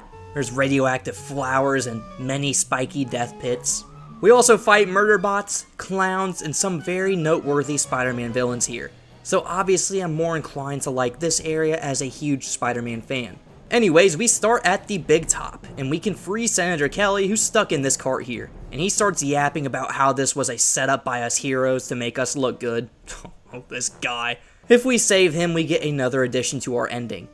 It was quite valiant of you to rescue Senator Kelly, a known detractor of mutants. Because of your kindness, the Senator will successfully sponsor the Mutant Aid Bill. This will allocate government funds for schools like Professor Xavier's. These schools will prove to be very effective in training young mutants in how to control their powers. If we leave him stuck in the cart, well, we get this ending instead. Your failure to save Senator Kelly in Murder World proves to be most disastrous. The Senator eventually achieves freedom on his own. He then successfully sponsors a bill that forces all mutants into re-education camps. These camps employ brutal methods in training mutants to never use their powers. We can enter this tent here and come across Jean Grey again, and if we have Cyclops in our party, we'll get a unique Easter egg conversation between the two.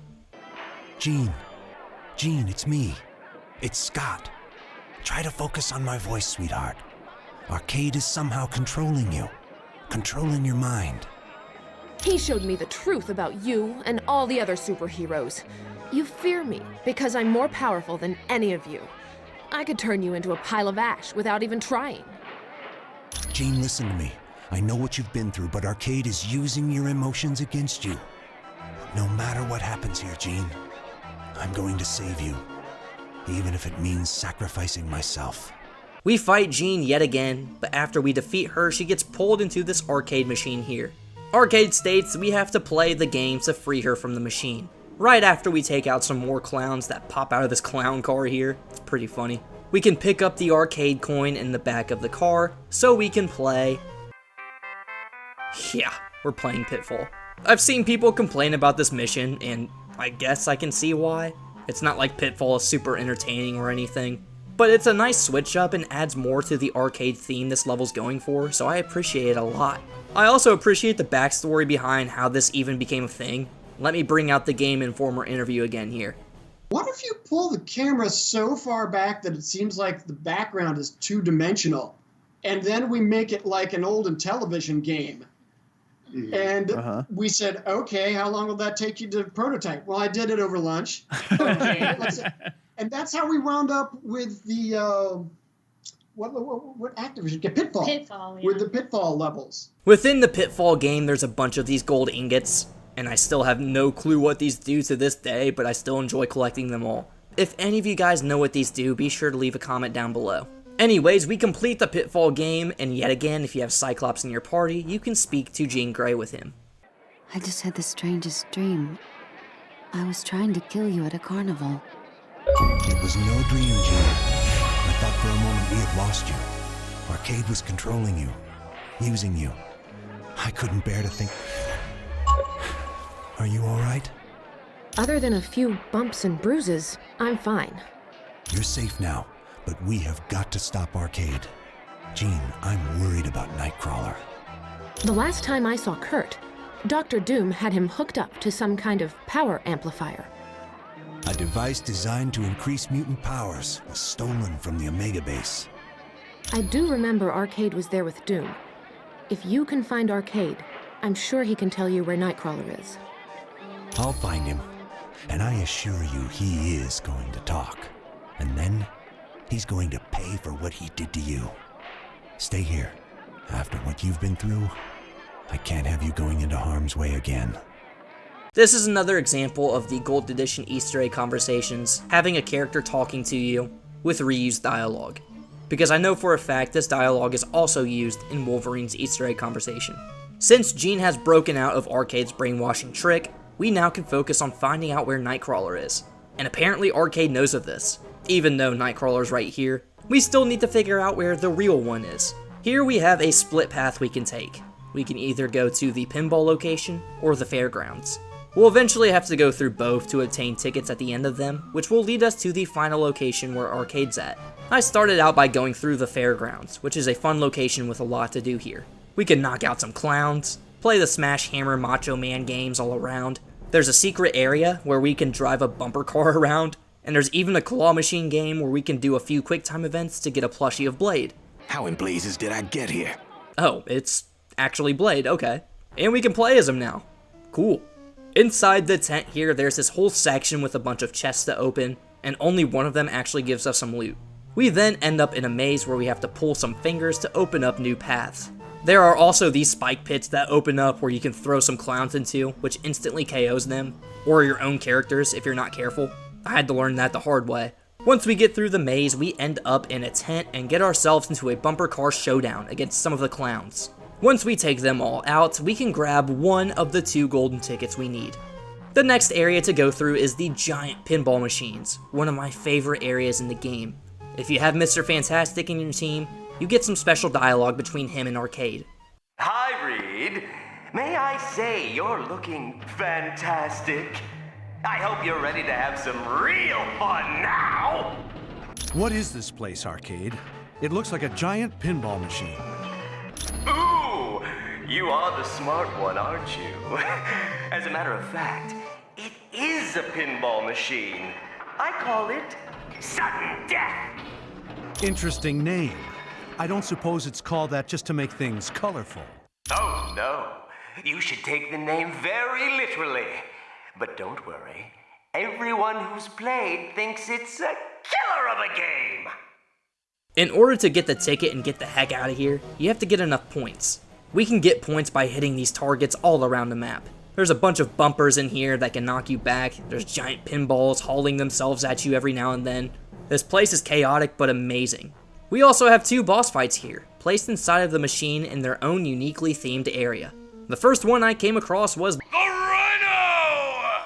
And if you have the Thing in your party, well, they both hurl insults at each other. What's your superpower, loser? Being ugly? Oh, that is pretty tough talk, coming from somebody that's dressed like they belong in a zoo.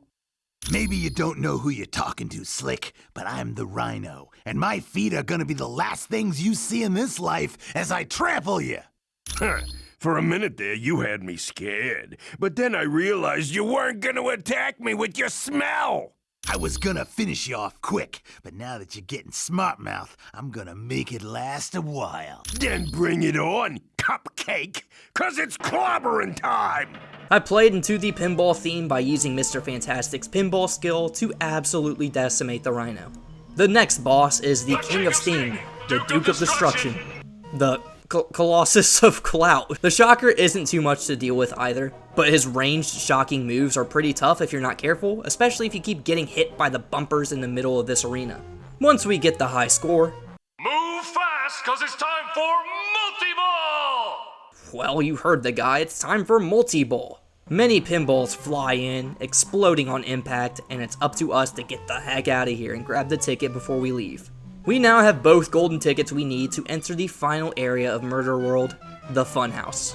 In the Funhouse, we have to go through numbered doors and complete many different tasks, like playing this game. How come I don't know what it's called? Oh my god. Just make sure you don't get hit by the ball or you're gonzo. And then behind this door, we have to fight a gauntlet of clowns and break this giant tombstone to advance to a dance party. I sound crazy, but that's what this level consists of. These dang arcade clowns were tough, throwing their radioactive balls at my characters, and taking out one of them in the process. And in the final room here, we pull the finger and fall through the floor, revealing to us Arcade and his giant arcade murder bot. This fight's pretty cool, I guess. You can't damage the bot normally, but you have to lead the bot to the target in the middle of the room, fall through the trapdoors on the floor, and launch yourself from a cannon to the top of the bot's head. You perform a rapid tap QuickTime event to cause the robot to hit itself, and rinse and repeat. Yeah, it's another QuickTime event boss, but at least the presentation of this one is pretty cool. After we defeat Arcade, he tells us Doom wanted to use the mutant amplifier on Nightcrawler so they could go to Mephisto's realm. Now that's bad business. We can head back to the Sanctum, and Fury tells us our next stop is to Mephisto's realm to save Nightcrawler. We can get some more information from the NPCs here about Mephisto's realm, like how Doom and Mephisto are sworn enemies thanks to Mephisto capturing his mother and keeping her in the realm, which is strange. Why would Doom want to go there? To save her? Who knows, we'll figure that out later. We can talk to Weasel again to advance the Black Widow quest, and this time some S.H.I.E.L.D. agents are onto him, so we have to send him to a safe place to hide for now. Send him to the X-Mansion for him to be safe. I also had a weird visual glitch when I was attempting to talk to NPCs in the upstairs section of the Sanctorium. Don't know why this happened, but yay, fun stuff. We're reaffirmed that the orb shouldn't take us to another murder world when we use it this time, and with that starts the final mission of Act 2. We get another mission briefing here where we learn about Mephisto's realm. Like we mentioned earlier, the mutant amplifier was stolen from the Omega base and used to amplify Nightcrawler's teleport power to travel to the realm. It's unknown what Dr. Doom wants by going here. And Mephisto's realm is exactly what Fury said. It's straight hell. Why can't we ever be sent to an alternate dimension filled with lonely supermodels? Iceman isn't a fan of this, and if you have him in your party when you first start the location, you get a nice conversation between him and Professor X. Oh man, this is exactly where I didn't want to be today. Oh, look at me, I'm already turning into puddles. Robert, I understand your trepidation, but you must remain calm. The heat of Mephisto's realm is of no real threat to you. But this place is all fire and brimstone. I don't know if I can take it. Need I remind you that Nightcrawler is depending on you to save him? You're right, sir. Now isn't the time for me to go mental. I'll keep it in control. There's also an Easter egg conversation with Magneto and Professor X, which, hey, pretty cool stuff. Throughout Mephisto's realm, you'll fight demons and flying demons and these demonic soul things that like to grab your hands and attempt to, I don't know, take your soul. What they actually do is swap places with the character the soul was targeting, causing you to control the soul while the character that got switched becomes an enemy, like with Deadpool here. There are also these demons that constantly jump on your back, causing you to spam a certain button to get them off of you. In the first area of the realm, you'll have to solve 5 puzzles to light these candles here, which will open up a portal to the next area. These puzzles consist of throwing enemies into lava, lighting some braziers with a carryable torch, chopping some trees down, and other things. Jean Grey pops up to help the team out, which was a dangerous move indeed, as she ends up getting kidnapped by Blackheart and his minions. In this next area, we come across fire giants. These big hulking brutes can do some damage if you're not careful. You can also take their swords if you grab them and perform some quick time inputs, and the swords do some great damage. We fight some more demons on our way to save Nightcrawler, when we eventually run across Ghost Rider, laying here unconscious. Mephisto allows us to switch out one of our heroes for Ghost Rider's place. Once you do this, you won't be able to use the hero you switched out until you complete the Mephisto's Realm mission. But don't you worry, Ghost Rider is a pretty solid character to play as, and quite frankly, very fitting for this level. We get taken to the next location after Ghost Rider's dialogue is done, and here we'll go through some more fire giants and demons before encountering Blackheart himself. Blackheart reveals we can only save one of the 2 X-Men, as once we put the key that Blackheart has into one of the cages, the other will fall into the Infinity Vortex. To get the key first, we have to defeat Blackheart, and he's not a walk in the park. His fight is pretty unique. He doesn't have a high amount of health, but once you defeat him, he will respawn due to these things around the arena, similar to Strife's fight in X-Men Legends 2. What you have to do is break all of them and then defeat Blackheart, who can quickly fire this ranged ability that knocks you back pretty far. It's kind of annoying. Once you defeat him, you get one of the best pieces of gear in the game called Blackheart's Corruption, which takes 5% of damage dealt and turns it into health and energy. It doesn't sound like much, but it's very noticeable once you have this piece on. Anyways, we have the choice of saving Nightcrawler or Jean Grey here. We can't actually save both, which is weird, I guess. I don't know, killing off an X-Man is pretty bold. And it's also pretty bold that in the next game of the series, Jean Grey is a playable character. And they're also both playable in Marvel Ultimate Alliance 3 because that makes sense. I like how when you walk up to the cage the X-Man is in, they will plead you save the other one instead of them, showing how selfless both of these characters are. I usually save Nightcrawler every time I play, but this time I felt Jean Grey was the better option for me. There's unique endings for whether or not you save one or the other. If you let Nightcrawler fall into the vortex, this is the ending you'll get. It was most unfortunate that you were unable to rescue Nightcrawler in Mephisto's realm. Mystique will not take the news of her son's death lightly. Under cover of night, she will sneak into the X-Mansion and vent her frustration upon Professor Xavier. He will then lie in a coma for months before dying. And with his death, the X-Men will disband forever. If you save Jean Grey, this is the one you'll get. It was most unfortunate that you were unable to rescue Jean Grey in Mephisto's realm. For she does not die in the Infinity Vortex. Instead, she returns to Earth in the form of the Dark Phoenix, to take vengeance upon those who did not save her. In truth, there is no good ending here, and we can thank Mephisto and Dr. Doom for this. Speaking of which, time for Mephisto's boss fight. He reveals to us that Mephisto gave Doom the Twilight Sword in exchange for leading us to Mephisto's realm, stating that Doom has plans for Asgard. Yikes. The fight with Mephisto is interesting, as we have to damage Mephisto enough to where he picks up a sword. We then have to take the sword away from him and break one of the 5 statues here of the X-Man you didn't save. Once we destroy all 5 statues, the X-Man you didn't save is brought back. But they're actually under the control of Mephisto. Now we have to multitask fighting 2 enemies instead of 1, with one being a very strong demon, and the other being one of the strongest mutants to ever live. On paper, this is definitely a loss, but with a controller, this is victory. Once we damage Mephisto enough, we snap some sense into the X-Man, and while we can't bring back this echo of the X-Man, they can sacrifice their energy into defeating Mephisto.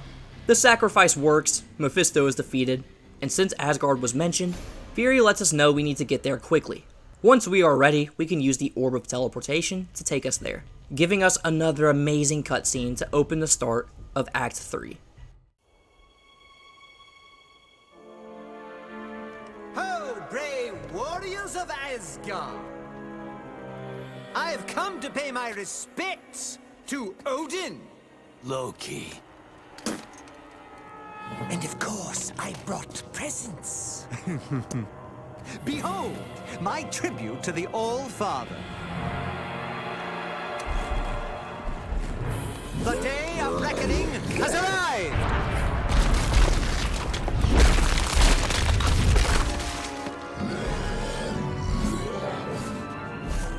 Long have I been denied my rightful place. But now, I have the power to take it!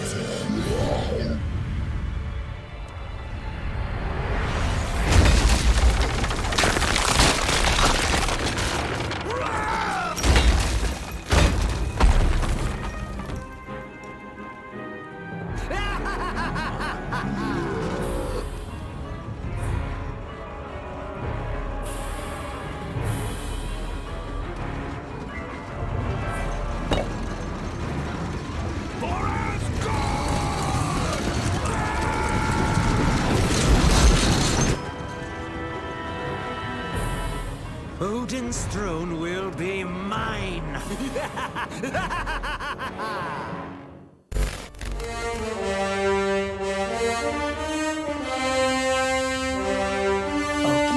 Loki is menacing in this cutscene, with his army of super soldiers charging at the gates, and this soldier, oh man, what a way to go out. Defending Asgard until his last breath, this cutscene is just awesome. We arrive at the location known as Valhalla, our hub area for Act 3. Valhalla is where Asgardian warriors go when they perish. We are only here because Asgard has fallen, and the gods and goddesses here need our help to defeat Dr. Doom. Fury lets us know we have 2 missions to take on currently. One is opening the gate to the Bifrost Bridge to bring in reinforcements from Earth, and the second mission involves us freeing some gods who are being held prisoner. This hub area is just magical. I love the look of it. It's not in every game we're able to visit Valhalla, out of all places, so I really do feel special being here. We can talk to the regular bunch of NPCs here, as well as Hermod, who's constantly running around the place, or Lady Sif, who's fighting with some Asgardian warriors. We can talk to Hermod to get more information about the Bifrost Bridge, and he lets us know the bridge is under attack by the Wrecking Crew. And we can talk to Lady Sif to get more information on the trapped gods in Asgard. Odin is currently fighting the Frost Giants alone, and Baldur is imprisoned in Asgard. It's up to us to free him so he can help with the fight to save the place. Also, if you talk to Lady Sif or Hermod with Thor, we get a cool conversation between whoever. One cool bit of lore about these two is that they were romantically involved since a young age, but Sif didn't want to marry Thor due to his involvement and interest with Earth, therefore they split up. I've always appreciated how these conversations can shine light on relationships between characters in the comics, and I really enjoy just talking to the NPCs to get some more information on the character themselves, or the missions we're about to go on. In Valhalla, there's also a location we can't go to yet called the Hall of the Fallen. We need to complete one of the 2 missions to gain access here, and this is where we can talk to a bunch of heroes or Weasel. The first mission I took on was the Bifrost Bridge mission, as it's pretty short compared to the other one, and I wanted to get into the Hall of the Fallen ASAP. In this mission briefing, we get more information on the Wrecking Crew, and Hela gets a mention as Loki struck a deal with her, causing her minions to pester us throughout this whole mission. I really like the setting of this mission, with these bridges and a pit of nothing below us. It's pretty intense. The enemies are also strong throughout the whole Asgard Act 3 area, so be on your best when fighting these guys. They've got weapons and come in big bunches most of the time. Valkyrie chimes in to let us know that her sword, Dragon Fang, has gone missing, and asks of us to find it for her.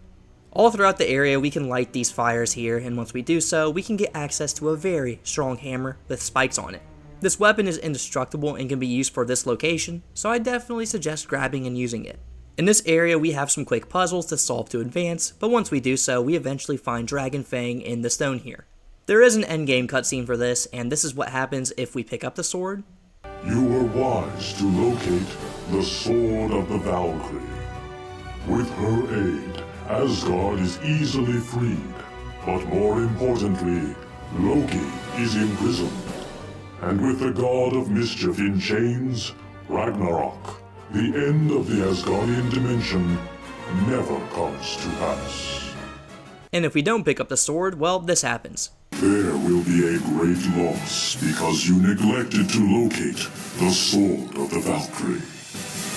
Without the aid of her magical sword, Valkyrie falls in the battle to free Asgard.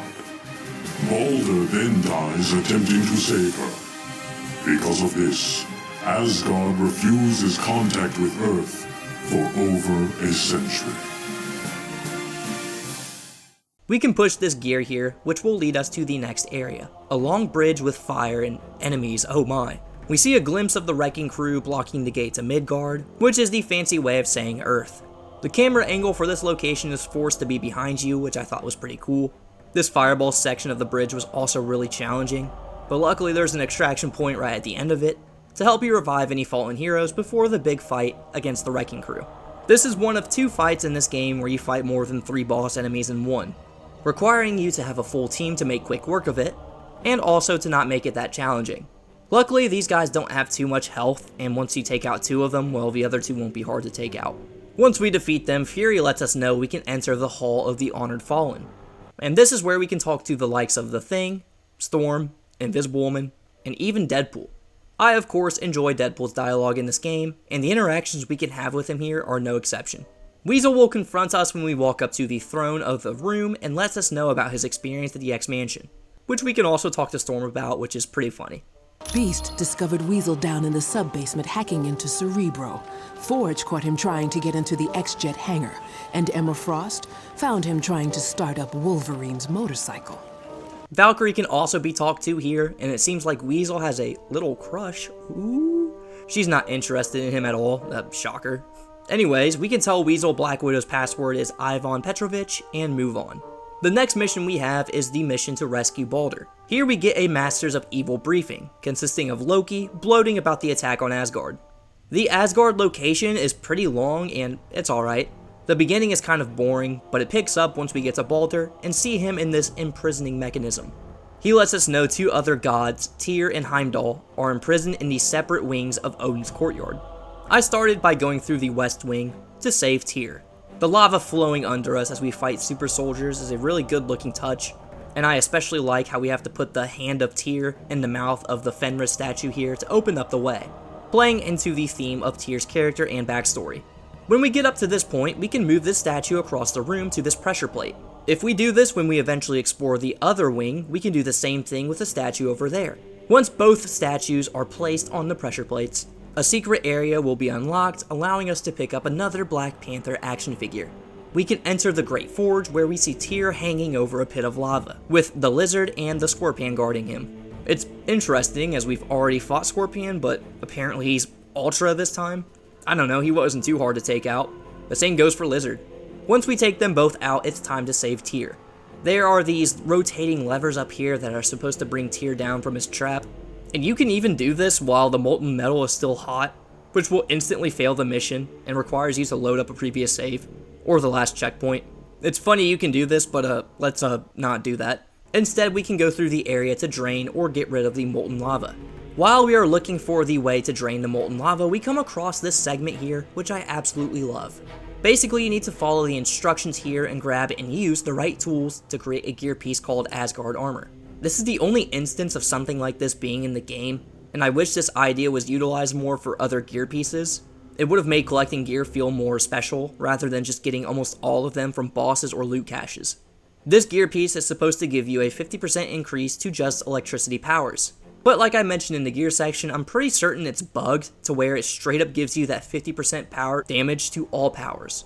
Correct me if I'm wrong, but this is definitely what it feels like. Anyways, we drain the lava and free Tyr, who gives us his thanks and makes a portal leading us back to Baldur. Next up, we have to save Heimdall, located in the East Wing. In this wing, we'll fight some clay guardians and super soldiers, while also solving some puzzles like this one where we rotate these statues in the correct direction to open the door. The statue at the start of this location hints at what we're supposed to do with these statues here, which in turn rewards the player for observing the environment around them for clues. We make our way into the Grand Hall, fighting some more of these Loki trolls and come across a barrier. To unlock this magical barrier, we need to go to these split paths and complete the objectives associated with them. Like this one where these trolls take... what are these, pizza slices? And we have to chase them down to put the slices back into their pizza box. The other puzzle involves moving boxes with a certain design on the top of them to the pressure plate that has the same design. This one was just boring to do, as moving the boxes took forever. But once we get these two things done, we can move on and come across Heimdall in a frozen state. Shocker and Rhino make their grand reappearance after playing Puppet to arcade at Murder World. And yeah, it's just the same fight between them. Nothing crazy here. This time we just have both of them we have to fight at the same time, which can make it pretty challenging. But nevertheless, we take them out, and we need to unfreeze Heimdall, which involves using these levers to raise the cages up from these mirrors, and then redirecting the light from the mirrors onto Heimdall. Heimdall asks a favor of us, to find his horn. You can accept or decline this, however I don't even know if there's a penalty if you decline it. I usually always accept this mission, as there's a very, very important simulator disc here that is incentive enough to finding this guy's horn. Yeah, this disc is missable, so make sure you grab it while doing this side objective. Anyways, we easily find the horn, return it to Heimdall, and he thanks us for our help. He opens up a portal back to Baldur, and he should be freed now that we've saved. Thor, what a pleasant surprise. You look good enough to eat. Enough of your feminine wiles. I know of your spells. Now release Baldur immediately, or suffer my wrath. No one speaks to Enchantress like that. You will be silent, God of Thunder, or I will silence you. Why, Executioner? Is there a note of jealousy in your voice? No, my lady, only concern. Good, for I will keep company with whomever I choose. Is that clear? Yes, my lady. 1,000 apologies to you. Enough of this. Tell me why Dr. Doom wages war in Asgard. One of your precious team knows, or at least suspects. Impossible. How could one of us know Dr. Doom's plan? It is a very interesting story. Tell him nothing, my lady. We've wasted enough time. Let me destroy Thor. I have a better idea, my pet. The Enchantress hints at someone on our team being a traitor. Interesting, as we're investigating the Black Widow for this. Anyways, this is a fun fight. The Executioner sure is jealous, and his rage in this fight shows this. The Executioner can hit like a truck, while the Enchantress can, seduce any of our characters, while also healing the Executioner every now and then. It's smart to take her out first, then deal with the Executioner after. At some points during the fight, the Enchantress requires you to do a combo on her to continue damaging her, which keeps you on your toes a little bit. It's a nice change of pace compared to the spamming of skills I was doing. Once we defeat the two, Baldur is free, and that's the Asgard mission. We return to Valhalla, and Fury lets us know Odin's last known location was at Niflheim fighting the Frost Giants. While he may not need our help, it wouldn't hurt to offer it now that we've done the first two missions. We can talk to people about the Niflheim mission, like how there's a rumor that Raven's Spire in Niflheim is where Odin hid the Destroyer armor, a very powerful artifact that definitely should stay hidden. It also seems like Fury is holding out against us on telling us Dr. Doom's motives. Like, he definitely knows something. Classic S.H.I.E.L.D. behavior. We enter the Hall of the Fallen, and this is where the finale of the Black Widow side mission happens. Basically, Weasel says he has all the information he needs to prove Black Widow's a traitor, and I'll let this play out now. Alright, I'm here. What was so important that we couldn't discuss it outside? This is. Colonel Fury, we think Black Widow might be a spy for Dr. Doom. We found a laptop that belonged to Black Widow back on the helicarrier. It held detailed security information on a S.H.I.E.L.D. think tank known as the Imperium. We also discovered that large amounts of money have been transferred to her bank account, and she has recently made trips to Latveria. Why are you spying on my personnel when you should be focusing on the Masters of Evil? What's wrong with you, Fury? Didn't you hear a word they said? The Black Widow's selling the Imperium to Doom. You got it all wrong. More food! Doom broke into the Imperium a month ago and stole some very top-secret plans. Black Widow had that laptop because she'd been given the job of upgrading the security there. But what about the money and the trips to Latveria? I had sent her to Latveria in hopes of bribing one of Doom's people to get back a particular plan he stole. I need more drink. What is so important about this particular plan, Colonel? It's called Operation All-Father. It was developed in case the Asgardians ever became a threat to us. It dealt with stealing Odin's power Ragnarok by using is the what Twilight I have Sword. long looked forward to. So that's what Doom's been up to. He's out to become the most powerful god in Asgard. And you knew all along. I was never completely sure. Well, I think you can be now. I only hope we didn't find out too late. Odin and Asgard. Agreed. We had best get to Niflheim quickly and save Odin before Doom is able to complete his scheme. So basically, Black Widow is acting as a white hat hacker while also trying to get a certain plan back that was stolen from S.H.I.E.L.D. Oh, and yeah, it's the plan Doom has been following for the whole game. Operation All-Father. Sheesh, these guys are idiots. Anyways, we get a nice chunk of experience for completing this quest, and it reveals Doom's plan, giving us some more motivation to hustle and stop Doom from taking Odin out in Niflheim, our next location. We have yet another Masters of Evil briefing, and this one confirms that the plan is almost in place, and Odin is their next target. It's up to us to save Odin from Doom using the Twilight Sword on him. Once we arrive at Niflheim, we come across Vala, a prophetess who asks us to find her lost ring, which was stolen by two buffoons we'll come across later. Niflheim is such a cool looking place, but golly, is it bright on the remastered version? It gets to the point where it's very hard to see things because of how the glow works in this version. This is still probably my personal favorite area in this game, right behind Murder World. We'll fight a lot of Viking warriors here who require us to do some melee combos to knock them out when their health is low. This area, known as the Shore of Corpses, is where many fallen warriors are picked up by Valkyrie. And there's fire everywhere, glaciers and ice blocks on the ground, and then there's these two morons named Curse and Ulik. These guys stole Vala's ring, so it's up to us to take these bullies out. I may call these guys morons, but they're pretty hard to take out. Ulik has energy and physical resistance, making him tank many melee attacks and skills. Curse isn't terribly hard to take out, so I suggest fighting him first then focusing on Ulik, as he will take way longer to fight. We defeat them, and like they said, this trunk is locked. We need to find a key, which is in a fire next to this hut near the end of the location, to open it. Vala pops up behind us and straight up prophesizes that we're going to die at the moment of victory. Pfft, whatever, keep your tails, old lady. This side quest has an ending as well, and if you find Vola's ring for her, you'll get this ending. It was most fortuitous that you found Vola's ring. This pleases the Asgardian prophetess such that, in years to come, she will warn Odin of an attempt on his life. This will lead to the capture of the villainous fire demon, Surtur. And if you don't find the ring, you'll get this ending. Had you located Vola's ring, it would have spared much bloodshed. In years to come, the angry prophetess will not warn Odin of an attempt on his life. His death will plunge Asgard into years of chaos. Eventually, Thor will become king, but only after Lady Sif dies in battle. Anyways, we arrive at the battleground, a location with frost giants, catapults, and constantly hearing this noise over and over again. There's also this boulder shortcut if you want to skip a small segment of the area, which I thought was funny. The boulder covers up a stat collectible, so in the end it isn't even worth doing. We have some more interactivity with this catapult here, allowing us to shortcut the level and get another stat point. We come across the broken fragments of the Twilight Sword. Uh-oh.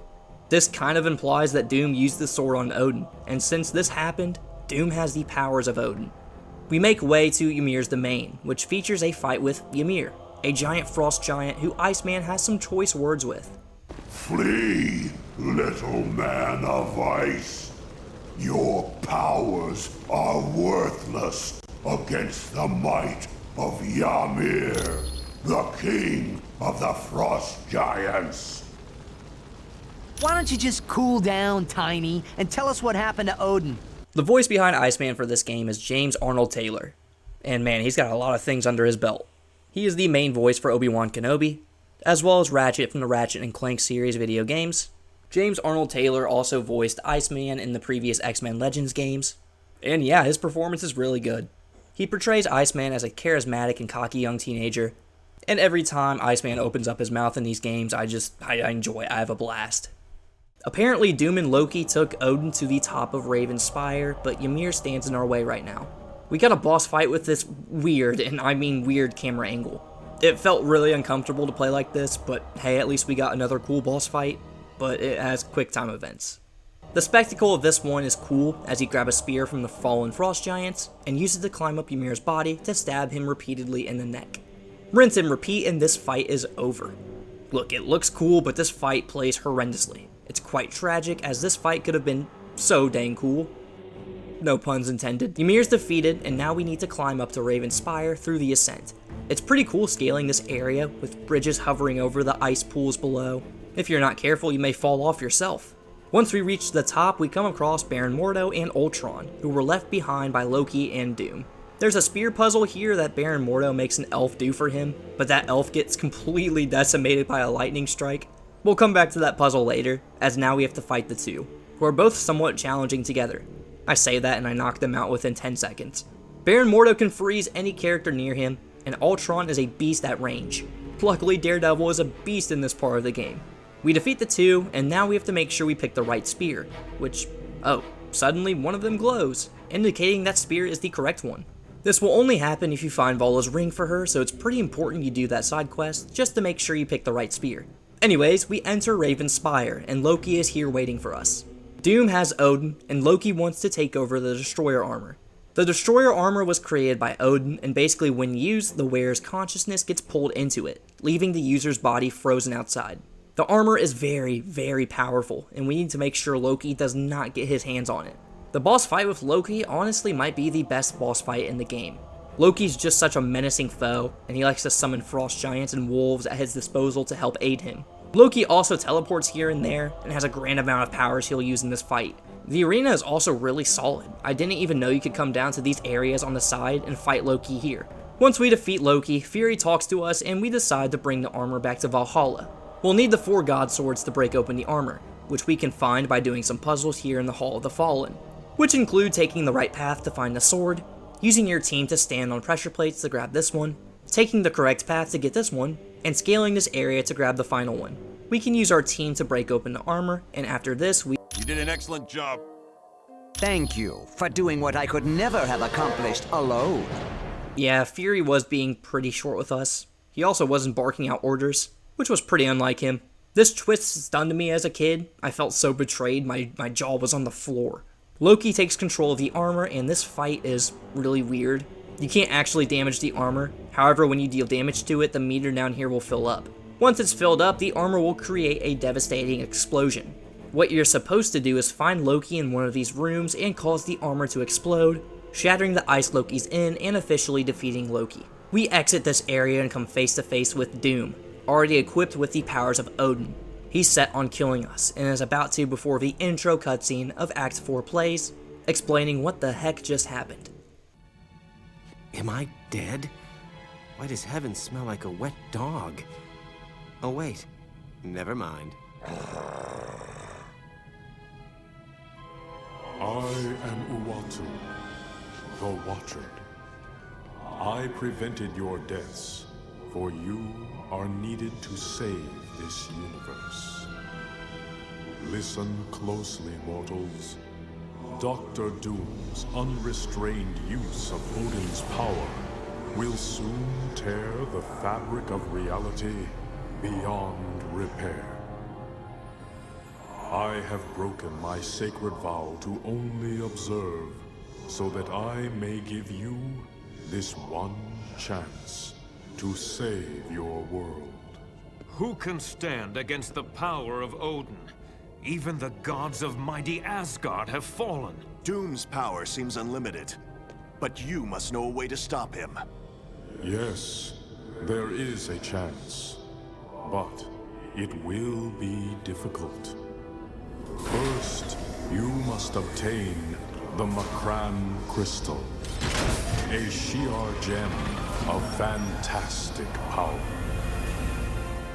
Next, you must acquire another object of great power, and it will take all your strength and skill.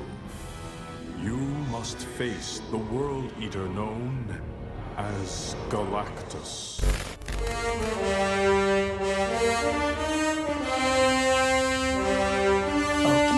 A Watcher? Interfering? Doom must be a serious threat to the world if he's doing this. Uatu tells us we need 2 items to stop Doom. The Macran Crystal from the Shi'ar Empire, and the Muonic Inducer from Galactus. Man, we're in some deep crap. The hub area for Act 4 is called Atalan, home of the Inhumans. Around here we can talk to many Inhumans like Crystal, Karnak, Gorgon, Triton, and even Black Bolt. We can also talk to the usual NPCs to gain some more info about our next mission, which involves us going to the Shi'ar to find the Macran Crystal. We can talk to Lockjaw, the dog here, and he will act as our teleportation to each mission. If you talk to Lockjaw with the Thing, well, we can tell who Lockjaw's favorite superhero is.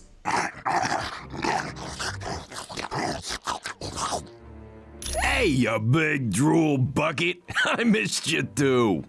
Lockjaw also has some cool interaction thanks to his dialogue options, which actually have some animations associated with them, which I thought was cool. Anyways, let's go ahead and start the Shi'ar mission. You'll be traveling to the Shi'ar Empire for this next mission. It's located in a galaxy in another part of the universe. Once there, you'll need to lay hands on a shard of the Macran Crystal. Will the Shi'ar be willing to part with it? The crystal is very important to the Shi'ar, but we're good friends with their ruler, Lilandra. I don't think she'll mind giving it to us, especially once she learns how important it is in stopping Dr. Doom. You X-Men are pretty well connected. You've even got buddies in other galaxies. Xavier's the one who's close to Lilandra. They used to be good friends. Really good friends, if you catch my meaning. Ooh, guess that means Lilandra's not gonna be some wrinkled old prune of a queen. You can say that again, bub. Professor Xavier, you sly dog, you and your connections. What is the Shi'ar Empire?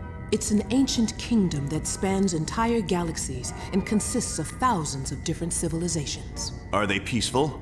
They have had their periods of upheaval, usually due to struggles within the royal family. But for the most part, yes. What exactly is this Macran Crystal? It houses a gateway into a universe filled with neutron stars. The power available there is beyond measure. I can see how that would be useful in defeating Dr. Doom. All right then. Get to Shi'ar and locate Lilandra as fast as you can. Once you've convinced her to give you the crystal, get back here pronto. Good luck. We arrive at the Shi'ar, and those struggles between the royal family that Storm was talking about makes a grand appearance in the form of an attack on the Shi'ar. Deathbird has stolen the throne from her sister Lilandra. We learned this thanks to Corsair, who is the father of Cyclops and Havoc, 2 pretty powerful X-Men. A breach happens and almost flings us into the outer space, and Corsair helps us out. He'll be with us throughout this whole area, fighting the many Shi'ar enemies here. The Shi'ar location is cool. I enjoy cosmic themed levels when done right, but it's definitely the weaker of the 2 levels in this act. I will say the issue of roaming metal halls and fighting bad guys with basic combat becomes very apparent in this level. That's actually a pretty big complaint I've seen about this game, and yeah, it makes sense. By this point in the game, you've easily mastered the basic combat and probably have some high level skills you're primarily using for each character. So this is definitely where the gameplay loop can feel stale. Throughout the Shi'ar level, we defeat some enemies to grab keycards to unlock barriers. We also almost get sucked into space, once again. I gotta say, this is a cool segment. We have to destroy some things, and Corsair acts as our guide to doing so. We also fight Guardian, who has a pretty epic boss fight. And if you have Sabretooth on your team when encountering him, a funny dialogue sequence happens between the two. Out of respect for the X-Men, I give you this one chance to go. I do not wish to harm you or your friends. Hey, pal. I ain't no X-Man. You best not be confusing me with that fleabag, Wolverine. The Guardian fight has one of the best and coolest looking arenas in the game. Thanks to this giant beam of energy flowing out of the spear, the whole fight, it just looks so cool. We have to use the consoles around the arena to knock Guardian out of the air, which we can then damage him when he's on the ground. When he's in the air, he's a bit of a hassle. He has this pretty strong eye laser beam attack and this slamming attack as well. He almost took out my Spider-Man. Phew, I got lucky there. And we take him down. Corsair tells us to go on the outside of the ship, and yeah, this location is pretty sick.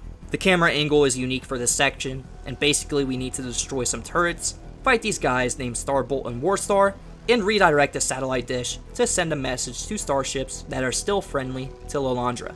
The phrase "still friendly" is important. It seems like no matter how someone gets to the throne, the guards and soldiers will stay loyal to the Throne Keeper. This area is fun to go through. I really enjoyed the top-down camera style, but once we're done here, we move on to the observation deck. Here we get an amazingly good-looking view of the outside. When I say amazingly good-looking, I refer to the standards of a game that came out in 2006. But the remastered version does this place justice. The stars, the planets, the color black, it all looks pretty good together, I guess. We come across Hussar and Neutron. I also thought Neutron was just Colossus or something. I didn't know he's an actual character. These two are pushovers. If you've noticed by Act 3, you're fighting multiple bosses most of the time instead of just one. It adds to the difficulty curve of the game, as throughout the game, you'll get pretty strong. Therefore, the amount of enemies or bosses you'll have to fight will have to increase. It's not too hard, especially if you know how to build the characters in this game, because you're probably playing with some busted ones by now. In the next room, we come across Deathbird. Her fight is kind of unique, but it has a nice spectacle to it. She flies around quickly and can sometimes grab your character, and you'll have to do some quick time events to counter her and slam her back into the ground. At some point within the fight, she uses the McGran Crystal, which gives her some invincibility until you smack the crystal. Once you defeat Deathbird, she flees and plans on setting the ship to self-destruct. Once we enter through this portal, we get one of the most tense missions in the game. Deathbird ends up starting the self-destruct sequence, and for the whole time we're in this area, we're placed under a timer to stop the ship from destructing. If we destroy these power nodes all throughout the area, we'll add some more time to our counter, but it's not much. This mission kept me on the edge of my seat the whole time that timer was going down. What makes this even more tense is the fact that Lilandra is trapped here in some device. We have the option to free her or leave her be. This console that we have to destroy if we want to free her takes some time to take out. It's risky doing if you haven't taken out enough nodes. If we save her, we actually get an ending slide. Saving Princess Lilandra was a very wise decision. In time, the Shi'ar will give Earth advanced technology that will wipe out all disease and hunger. Eventually, this new technology will even allow humanity to colonize other planets. And if we don't, this is the ending we get. Your failure to save Princess Lilandra was most unfortunate. When an asteroid threatens Earth, a call goes out to the Shi'ar to destroy it. But they ignore that plea. Though Earth's heroes valiantly attempt to stop it, they fail, and the western coast of the United States is obliterated. I always try to save Lilandra. It wouldn't feel right just leaving her be. We eventually reach Deathbird again, and yet another member of the Shi'ar confuses Sabretooth for Wolverine. A funny gag, I gotta say. You and your friends are as pitiful as ever, Wolverine. The self-destruct timer is about to detonate. What did you call me? Are you blind or stupid or both? We need to break these 4 consoles around this room to fully stop the self-destruct sequence from happening. If you saved Lilandra, she'll thank you for saving the ship, and she gladly gives us a piece of the Macran crystal after hearing what we need it for. With that, we just saved the whole empire, and got what we came for in the process. We can go back to Adelan and talk to the usuals, whether it's about them or the next mission we'll go on. I find it cool how before the Shi'ar mission, Crystal talks about how Medusa went to go look for the ultimate nullifier. But after the Shi'ar mission, we see Medusa trapped in this mechanism, all hailing Doom and under this brainwashing act. The Adelans are pissed and are taking the fight to Doom as soon as we leave for the Skrull planet. Little did they know how powerful Doom really was before they did this, if only they held out. Anyways, Deadpool has another conversation I can't gloss over. Hiya, Black Bolt. How are ya? Oh, that's right. You can't talk, can you? Your voice is so powerful, it would destroy half of Adelan if you said anything at all. But come on, let's put that to the test. Just say one tiny word. Spatula. Oh, don't be such a stick in the mud. Come on, repeat after me. Spatula. You're not trying. Spatula. Come on, you know you want to. Fine, be that way. I bet you have a lousy speaking voice anyway. Like I said in my X-Men Legends 2 retrospective, John Kassir is my voice for Deadpool. As good as Nolan North is, this is the voice I hear when I'm reading anything Deadpool related. John Kassir features his voice in a lot of older cartoons, namely Cat Dog, As Told by Ginger, and My Life as a Teenage Robot. He is also the Crypt Keeper from the TV series Tales from the Crypt. There's even a clip of Deadpool saying a haiku about how much they hate broccoli at the end of the credits. A haiku by my good friend Oz. I hate broccoli and think it totally sucks. Why is it not meat? Like, how could you just not love John Kassir for this? I absolutely love the tone and delivery of Kassir's lines, acting as the chaotic and psychotic Deadpool in a funny and actually concerning manner. I say concerning because Deadpool is unhinged in this game. This might be his funniest one in the game. We can prepare for the next and final mission of the act, where we need to visit the Skrull planet to take the Muonic Inducer from the World Eater himself, Galactus. Galactus is here to consume the Skrull planet, and one of his devices he used to eat planets is the Muonic Inducer. Sorry man, we're gonna have to take that. The Skrull will still see us as enemies, and on top of that we'll have to worry about Galactus' minions. Wonderful. So if Mr. Universe doesn't completely crush us, the Skrull will be happy to finish the job. I'm with Spider-Man here. This is bullcrap. Anyways, when it comes to the Skrull planet, I definitely like the design and feeling of this location more than the Shi'ar. We'll be traveling across thin bridges, and we can throw enemies off of it, and it's just so much fun. Throughout the location, we'll need to break some generators that shield Galactus, and if we end up having a confrontation with him, destroying these will help. When it comes to enemies we'll fight here, we have a good amount of enemy types, including ones with weapons, some who fight from afar, and some that can heal fallen warriors. It's important to take out the healing ones, they just make life way too hard if you don't. In this next area we come across Super Skrull and Pybok, who plan on fighting us, but the Skrull Empress comes in and gives us an offer. Her knowledge of a weakness to Galactus, for us to open the main hangar door, so her ship can escape the planet. Before we do this, we get an option to choose either the Super Skrull or Pybok to help us open the door, and they both offer different powers to help you out. I thought this was a pretty cool feature, and it's only used once in the game, but it's nice pairing up with people like this and getting the option to choose from whomever you want, even if you can't actually play as them. We can reach the console after going through this maze of an area and well, the Skrull turns on us. Okay, cool. This fight is pretty tough. Fighting Super Skrull and Pybok together is no easy feat. Super Skrull can freeze you, and he has many other powers similar to the Fantastic Four, while Pybok has some hard-hitting attacks. Once you defeat the two, we can enter the cityscape, and this location is awesome. As you go on through the level, you can see Galactus in the background, causing terror to the planet and destroying the things in its path. All of this happens while you continue to fight the Skrulls and Galactus minions, while ships from overhead drop bombs onto the platforms at certain times, making this a very action-packed segment. We get a notice from Fury giving us info on these drills we can come across that help Galactus devour the planet and break it down. If we stop these drills, we can save the Skrull planet. However, the Skrulls won't stop fighting us.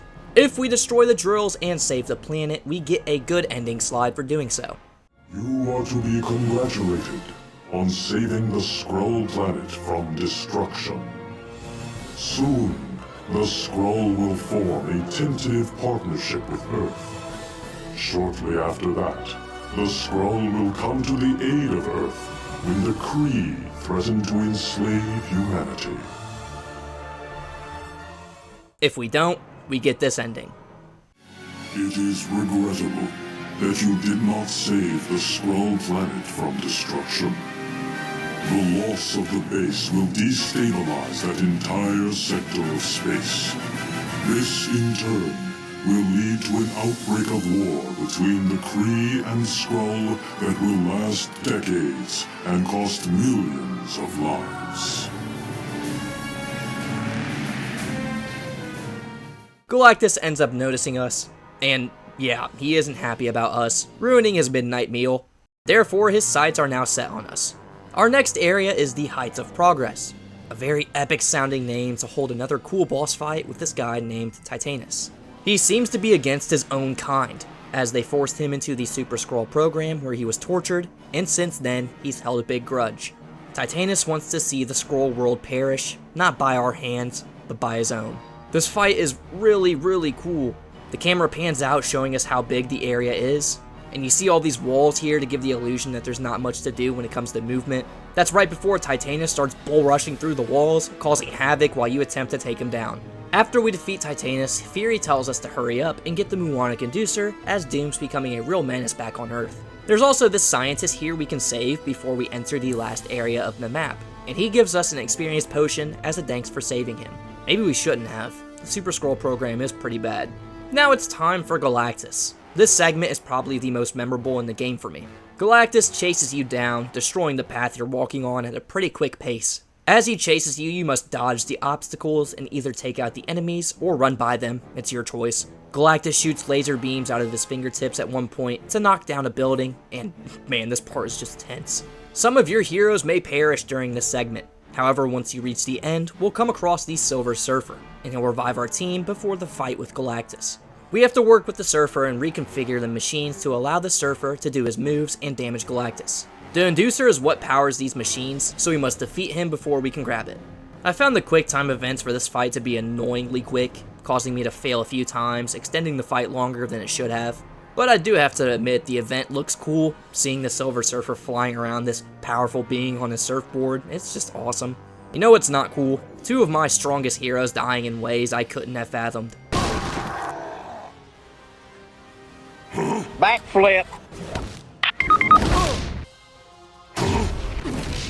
It's as if I can't go this way. Come on, dude. Galactus eventually gets taken down, and we get the Inducer. We return to Atalan, and the Watcher tells us Doom's gotten used to his powers, and he is not holding back. It's important we stop Doom, not just because he's taking over the world, but he's also damaging and tearing reality as we know it. It's time. Let's head back to Earth and stop him, once and for all. Much has transpired since you were last on Earth. Mankind did its best to defend itself against Doom. But even their greatest weapons were as nothing before Doom's power.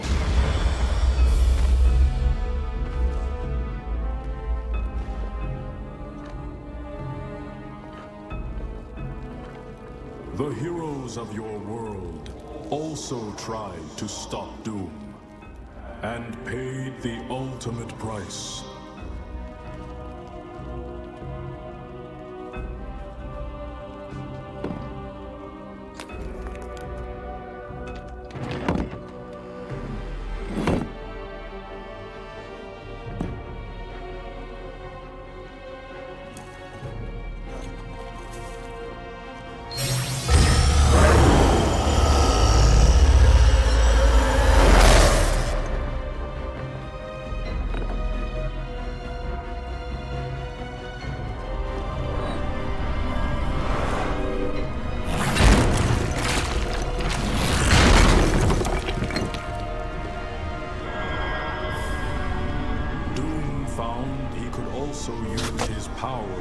to corrupt.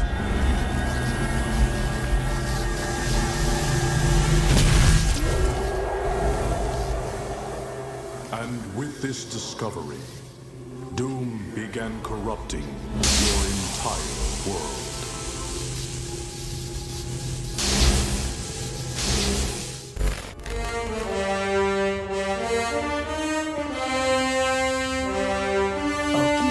I remember this cutscene making me terrified as a kid, and yeah, the sense of dread it emits still gets me as an adult. Seeing these powerful X-Men just get taken apart by Doom, not to mention how Colossus straight up gets disfigured, it's just sad, really dark. In this cutscene we can see Cyclops, Colossus, Gambit, and Hulk, and there might be some more, but the brightness on the cutscene isn't the best, that's for sure.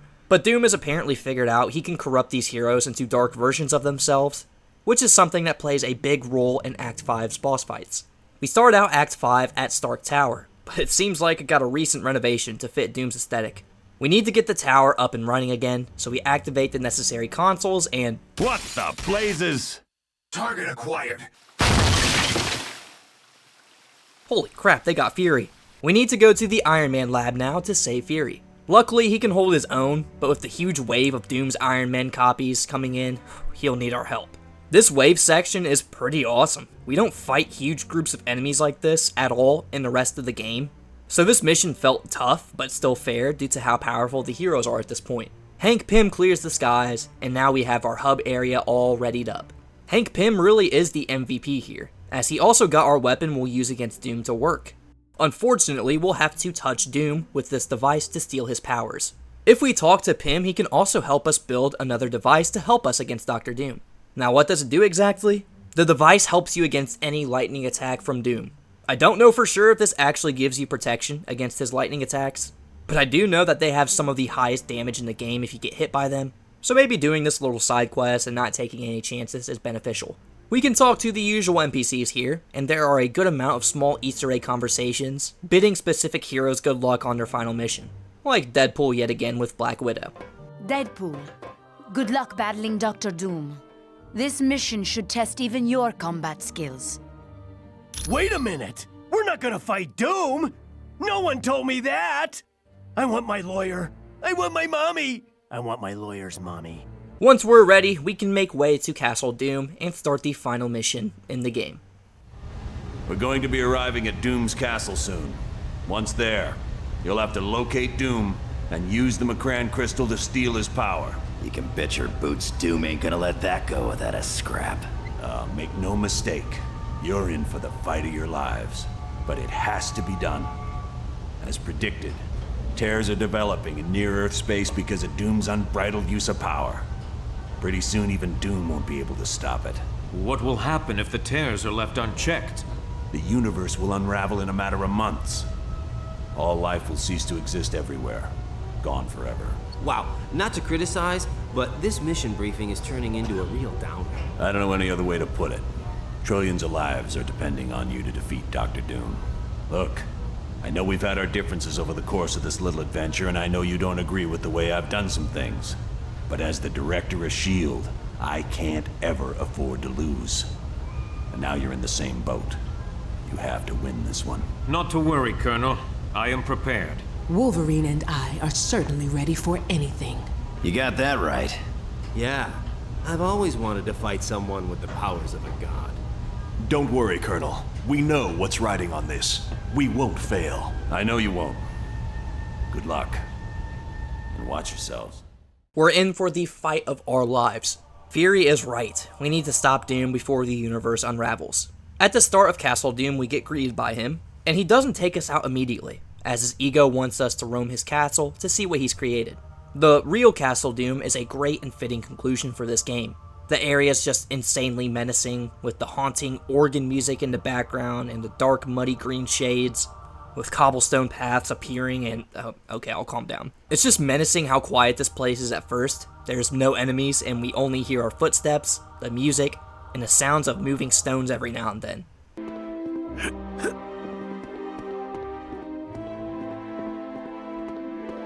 There are books all around the location that we can interact with that gives us insight on what could come if we don't stop Doom.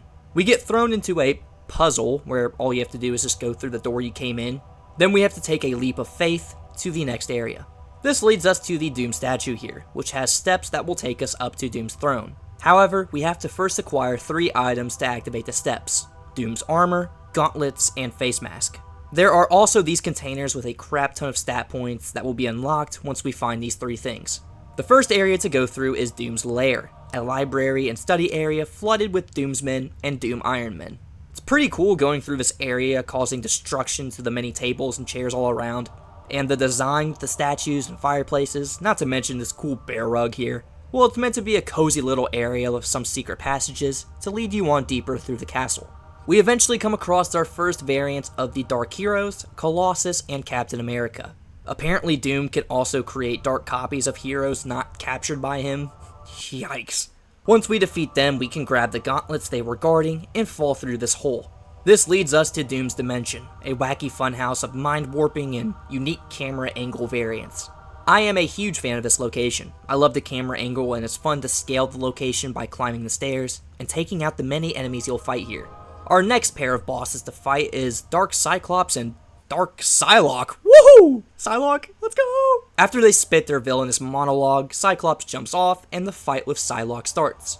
However, if you decide to follow Cyclops and jump off with him, you will be placed in an upside down arena similar to the one with Psylocke, and you'll have to fight Cyclops this way. It's an interesting fight, mainly due to the camera angle and how dangerous Cyclops can be. Psylocke isn't too hard, so once you deal with both of them, you can grab some loot caches off on the side and enter the Hall of Arms, where once you grab Doom's armor, you'll get ambushed by these statues here that spawn some Doom Ironmen. After you defeat them, you can actually grab the armor. Fury will chime in and tell us about how Karnak thinks the ultimate nullifier is located somewhere near us, and to keep an eye out for it. This location is Doom's lab, and despite all of these areas having this similar mud green look to them, I really enjoy how they're all unique in a way. That's not something easy to do. All 3 of the areas have unique themes. This makes Doom's Castle one of my favorite areas to visit in the game, mainly due to how it's an endgame level, and on my many playthroughs I sometimes just don't reach it. But I can't help but enjoy myself when playing through this area. We can find the ultimate nullifier here, however it's broken. We can still pick it up, and if we do, we'll get a good endgame slide. You are to be congratulated for locating the damaged ultimate nullifier at Castle Doom. One day soon, Mephisto will seek to conquer our dimension, but Reed Richards will repair the ultimate nullifier and use it to stop the vile creature before all is lost. If we don't pick it up and leave it, we get this one. Much suffering would have been avoided had you located the damaged ultimate nullifier at Castle Doom. One day soon, Mephisto will seek to conquer our dimension. Without the ultimate nullifier, your team will be forced to band together once again and stop him. The resulting battle will cause a tremendous amount of destruction. We come across this rolling spear of death, which I flew over with the Silver Surfer, and lo and behold, Odin stands before us, trapped in a mechanism. When we walk up to it, Dark Thor and Spider-Man appear, and these two are a power duo. Dark Thor is super strong, while Dark Spider-Man is nimble and never mind, they're gone now. We can pick up the hammer Dark Thor dropped and break the machine Odin's trapped in. If you end up saving Odin, you'll get this endgame slide. It was most wise of you to save Odin from his confinement in Castle Doom. In the near future, the mighty Thanos will seek to conquer Earth. Only intervention by Thor's father will save the human race from enslavement. But if you for some reason ignore Odin, well, this happens. Because you neglected to rescue Odin, the Earth will pay a heavy price. Thor's father will refuse to aid his son in battle, and the Earth will fall easily before the mighty Thanos. It will be centuries before humanity is freed from this tyrant's rule. We can pick up Doom's face mask and exit back to the entryway. Here we get a cool free-flowing camera shot of the gear we collected being placed on the statue, raising the steps to the throne room. This leads to the final fight with Doom, so make sure you save and prepare yourself. I grabbed all of these awesome upgrades here and walked up the stairs to the final fight. If you enter Doom's throne room with Dr. Doom in your party, you get one of the most enjoyable Easter egg conversations in this game. Finally, face to face with myself. This is most unusual. This fellow appears to be much more than an upgraded Doombot. How dare you engage in this charade? Do not insult me. Do you not recognize yourself, your future self? I now have the power to recreate the universe as I see fit. I am aware of the power you have now in your, or dare I say our, grasp. I can think of no one better suited to the task of recreating the universe. However, the power of Odin can be chaotic. Space-time might be torn apart. With great power, there is always risk. And how would you quantify the risk of nullifying our very existence? What use is the perfect universe without Victor Von Doom to reign over it? How can you stand there side by side with your enemies? How can you deny yourself the greatest power in the universe? I am not about to give up the power of Odin, but I am afraid that for now, order must be restored. It would seem that we are at an impasse. Let us settle things the good old-fashioned way. By force! The best part about this conversation is that it actually makes sense, since Doom has dabbled in time travel, so therefore this is a likely situation that could happen. Our version of Doom realizes the destructive nature of having Odin's powers, but the Doom we're about to fight is power hungry. Clive Reville is the voice actor for Dr. Doom, and he does a great job providing a menacing and evil voice for the main antagonist of the game. Clive voiced Emperor Palpatine in The Empire Strikes Back, and he also voiced Alfred in the 1992 Batman animated series. He also offered his talents to the Transformers, voicing Kickback in the 1984 show. It's safe to say this is my main voice exposure to Dr. Doom, as he hasn't been adapted to the main screen very well, and Clive knocks the performance out of the park. The fight with Dr. Doom, it's alright. We first start out by fighting against the Dark Fantastic Four, all using similar moves to how they play in the game. We have to defeat all four of them before we even get a shot at Doom. All while we are doing this, Doom is sitting in his throne, waiting for us. He taunts us and then flies up above, with an invulnerability shield. We have to hit each of the 5 thrones here once to get rid of the shield, but each time we hit one, a member of the Dark Fantastic Four will spawn. I found it easiest just to hit one throne and take out the member, then rinse and repeat the 4 other times.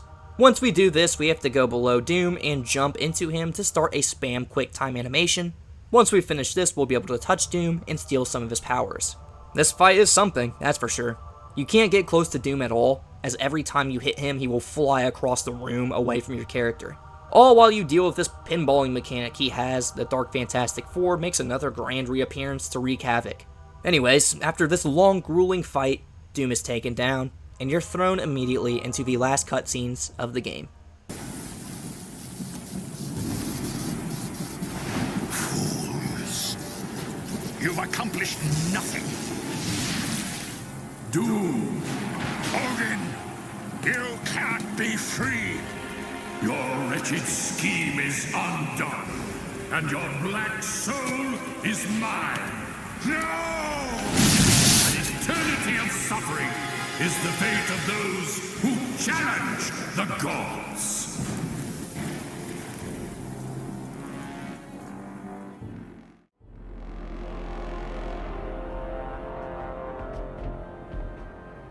You gotta thank your old man for me, Thor.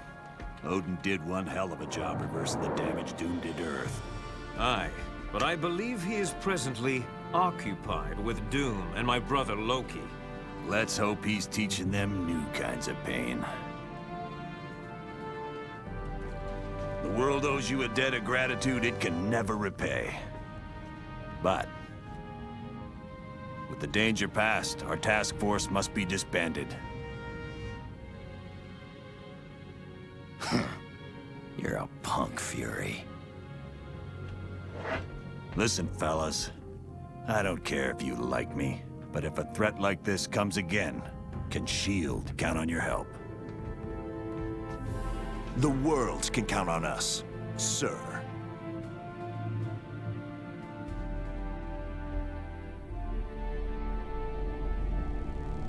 Such insignificant creatures. They dare steal from Galactus. For that, I will destroy their planet.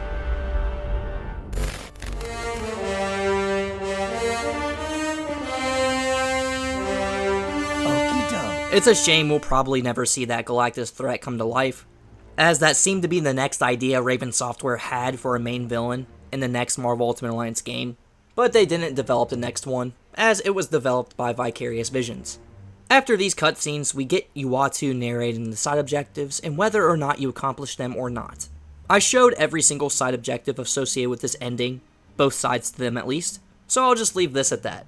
With all of that out of the way, the credits will start to roll, and if you let them play out and you beat the game on the normal or hard difficulty, you get a pretty cool blooper reel with the characters in the game who stay in character, which I thought was really cool. Read these pages into the mic here, huh?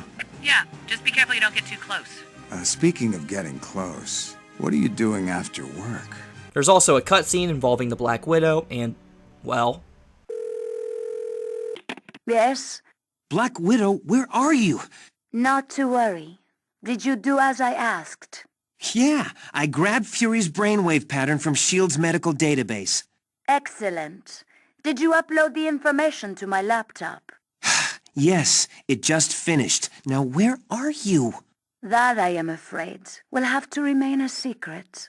But if S.H.I.E.L.D. finds out what I just did, they'd hunt me down like a dog. Yes, I imagine they would. I have one last thing I require from you, Weasel. Then our business will be concluded. Anything. Just name it. I need you to take the fall. You're under arrest by the authority of S.H.I.E.L.D. Black Widow, you can't do this to me! Get down on the floor, now! No! After beating the game, you'll unlock Nick Fury, who's a pretty solid character, I should say. He's fun to play with and has some devastating skills. A cool feature carried over from X-Men Legends 2 into this game is the early version of what a New Game Plus is. You can start a new playthrough, even a hard difficulty one, with your saved game statistics, which means all levels, gear, skill points, stat points, and unlockable characters will carry over into this new game. When it comes to other things you can do in the game, well, like I mentioned before, the online play feature doesn't work anymore, but couch co-op is still a thing. I played a little bit with my little brother, as currently we're attempting to do an arcade mode playthrough of the game. Arcade mode is different from regular co-op. In regular co-op, you can have all 4 heroes, and you can control any 4 of them as long as the other players aren't using them. However, in arcade mode, you can have as many heroes as however many people are playing, 2, 3, or 4.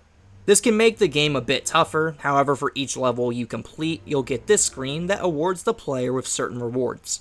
Whoever has the highest bar wins, and gets a solid credit and experience bonus. It makes this pretty challenging, and adds another layer of competition to the co-op game.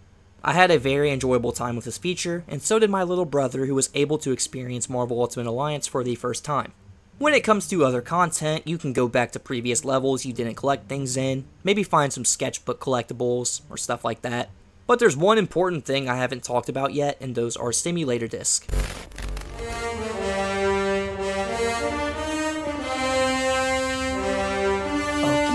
When it comes to the simulator disc, you can collect these all throughout the game, sometimes in hidden areas.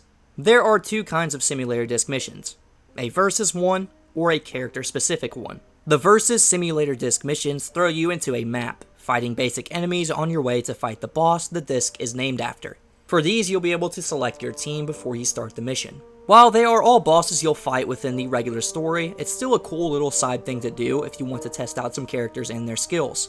You don't get much of them other than getting at least the bronze for the versus missions that aren't 7th gen exclusive to help you get Silver Surfer. I do have to say the Asgard map is pretty wild, throwing masses of enemies at you. It can be pretty dangerous if you're not prepared, so keep that in mind. Now when it comes to the character specific disc missions, these are pretty cool. They are reminiscent of the flashback missions in X-Men Legends, and take you on a time where the character you're doing the mission for had to either save somebody, or stop a villain from doing something bad. There are character-specific missions for each character in this game, minus Moon Knight, Colossus, and the 8 DLC characters from the Heroes and Villains pack. If you get at least a bronze score on each of these missions, you'll unlock that character's 4th costume.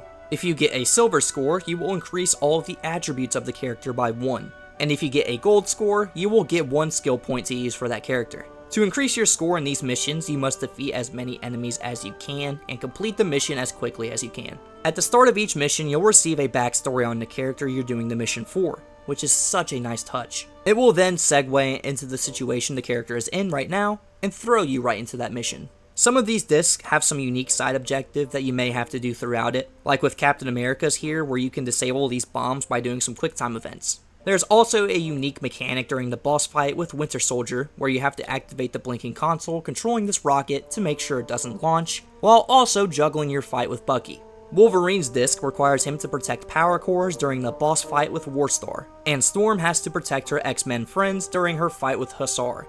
Whenever you get Hussar's health down to a certain point, you'll have to pull off a double input QuickTime event to deflect Hussar's baseball throw to the dunk tank the X-Men are in. Hell, when you do Daredevil's mission, you're basically blind the whole time, mimicking how Daredevil sees when he's fighting crime himself. It's just such a nice touch, and the attention to detail is great. It definitely makes the mission tough to do, but, like, immersion, man. I do have to say I'm a little bit disappointed with these missions, but it's a slight nitpick. It's the maps. The maps get pretty repetitive, as they are the same layout each time they appear. For example, Deadpool and Storm have their mission in Murder World, and the maps have pretty much the same layout. The same goes for all of the other maps the characters have missions in. The Omega Base has the same layout, as does the Helicarrier, as does the Skrull Planet. It's also important to mention these are all areas we've been through in this game. Now this may be asking for much, but imagine if we got unique maps for each of these missions. For example, a unique map like the New York streets or something that wasn't in the game before. This would make these missions literally one of the best things about this game. I know the development time Raven Software had definitely wouldn't have allowed this, but it would have combated against how repetitive and awfully grindy this portion of the game is, especially if you're trying to unlock all of the outfits and Silver Surfer. Speaking of which, if you want to unlock the Silver Surfer as a playable character, well, you have to get bronze in every single simulator disc mission to unlock him. With that being said, this is very time consuming, and I don't blame you if you just use a cheat code to unlock him, because this took me a hot minute to do. There are also 2 simulator discs you can miss out on if you aren't careful, one of them being the Mysterio Versus disc in Mephisto's Realm in Act 2, and the Deadpool disc in Act 3. Make sure to pick those up during your playthrough, as you can't extract back to the location they're at to pick them up later. Trust me, you'll be saving yourself starting up a whole new playthrough and having to collect all of the discs again, as the collected disc from your previous playthrough don't carry over into your new one, even if you start one with your saved game statistics. Overall, the simulator disc could have been much better, but I can't complain too much. I really love how we get backstory on the character we're doing the mission as. We get some of their personality as well in some of them, and we get to see them square up against the boss they are either sworn enemies to, or have some sort of dynamic between them that the boss fight makes sense. What we got adds more content to the mix, and well, I love this game, so these are pretty cool.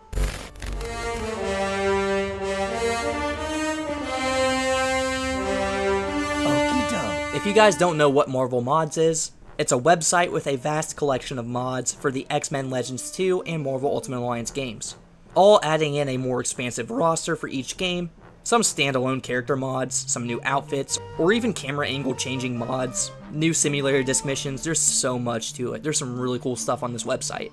There's even a mod for Marvel Ultimate Alliance that straight up adds in more levels and more content called Expanded Game, created by Outsider and a whole bunch of developers listed here. While a lot of the content includes reused assets from the X-Men Legends games, the fact that this was even able to be made with the game's modding limitations is outstanding to me. The developers of the mod were able to make this content fit into the context of Marvel Ultimate Alliance's storyline, and with that, I love it. I recently set up a PC copy of Marvel Ultimate Alliance and installed the bare minimum mods needed at first, which include the original characters pack and the roster increase mod. I installed both, and wow, this is some cool stuff. I was able to get all of the Gold Edition characters, as well as the PSP exclusives, which I've never played with before, all at the start of the game. I enjoyed running around playing as Ronin, Captain Marvel, and Black Widow, as well as some of the characters I never thought I'd play as on a version that wasn't on my Xbox 360 or Xbox One. When it comes to the authors behind these must-need mods, well, we got a whole list right here on the mod pages. Great work to everyone here. This is just some insane stuff. I never knew this was a thing until earlier this year when I was working on my X-Men Legends 2 retrospective. The fact that one of my favorite games of all time has this big of a modding community is awesome. Oh, and when it comes to the community, there's still stuff being made to this day, like custom-made characters and even custom-made characters from IPs that are not Marvel. Hell, there's a whole DLC character roster out there, all packed up so neatly and nicely. It's just so cool. This outsider author has a whole plethora of character mods, and I've been watching this YouTube channel that showcases a lot of them. This channel is named RDM. I highly suggest checking them out if you're interested in seeing some modding showcases, as they are definitely the best person for this. I was able to set up using mods thanks to Marvel Mods and their YouTube tutorials that I'll link down in the description. There's also this whole thing with hero stat you'll need to mess around with in order to get some other character mods to work. The game has specific limitations to what can be modded, so it's important to read up on those if you're interested in modding yourself. This was something I just had to bring up, as mods have always fascinated me. I had a whole Skyrim account where I would post walkthroughs of mods. I'm happy to say the modding community is definitely worth checking out if you're interested in this game. When it comes to defining what the ultimate Marvel game is, well, I think this one takes the cake. This game has cemented itself into the hearts of many Marvel fans, and I've seen so many people talk about the nostalgia and the memories they have playing this game. Hell, even the developers get some praise every now and then, in the most random places, for being a part of developing this game. And then not too long ago, I was in a parent-teacher meeting at school where all of my son's teachers gather around the table, and one of them says, "Hey, by the way, did you work at Ravenside?" "Yes, I did." "Did you work on Marvel Ultimate Alliance?" "Yes, I did."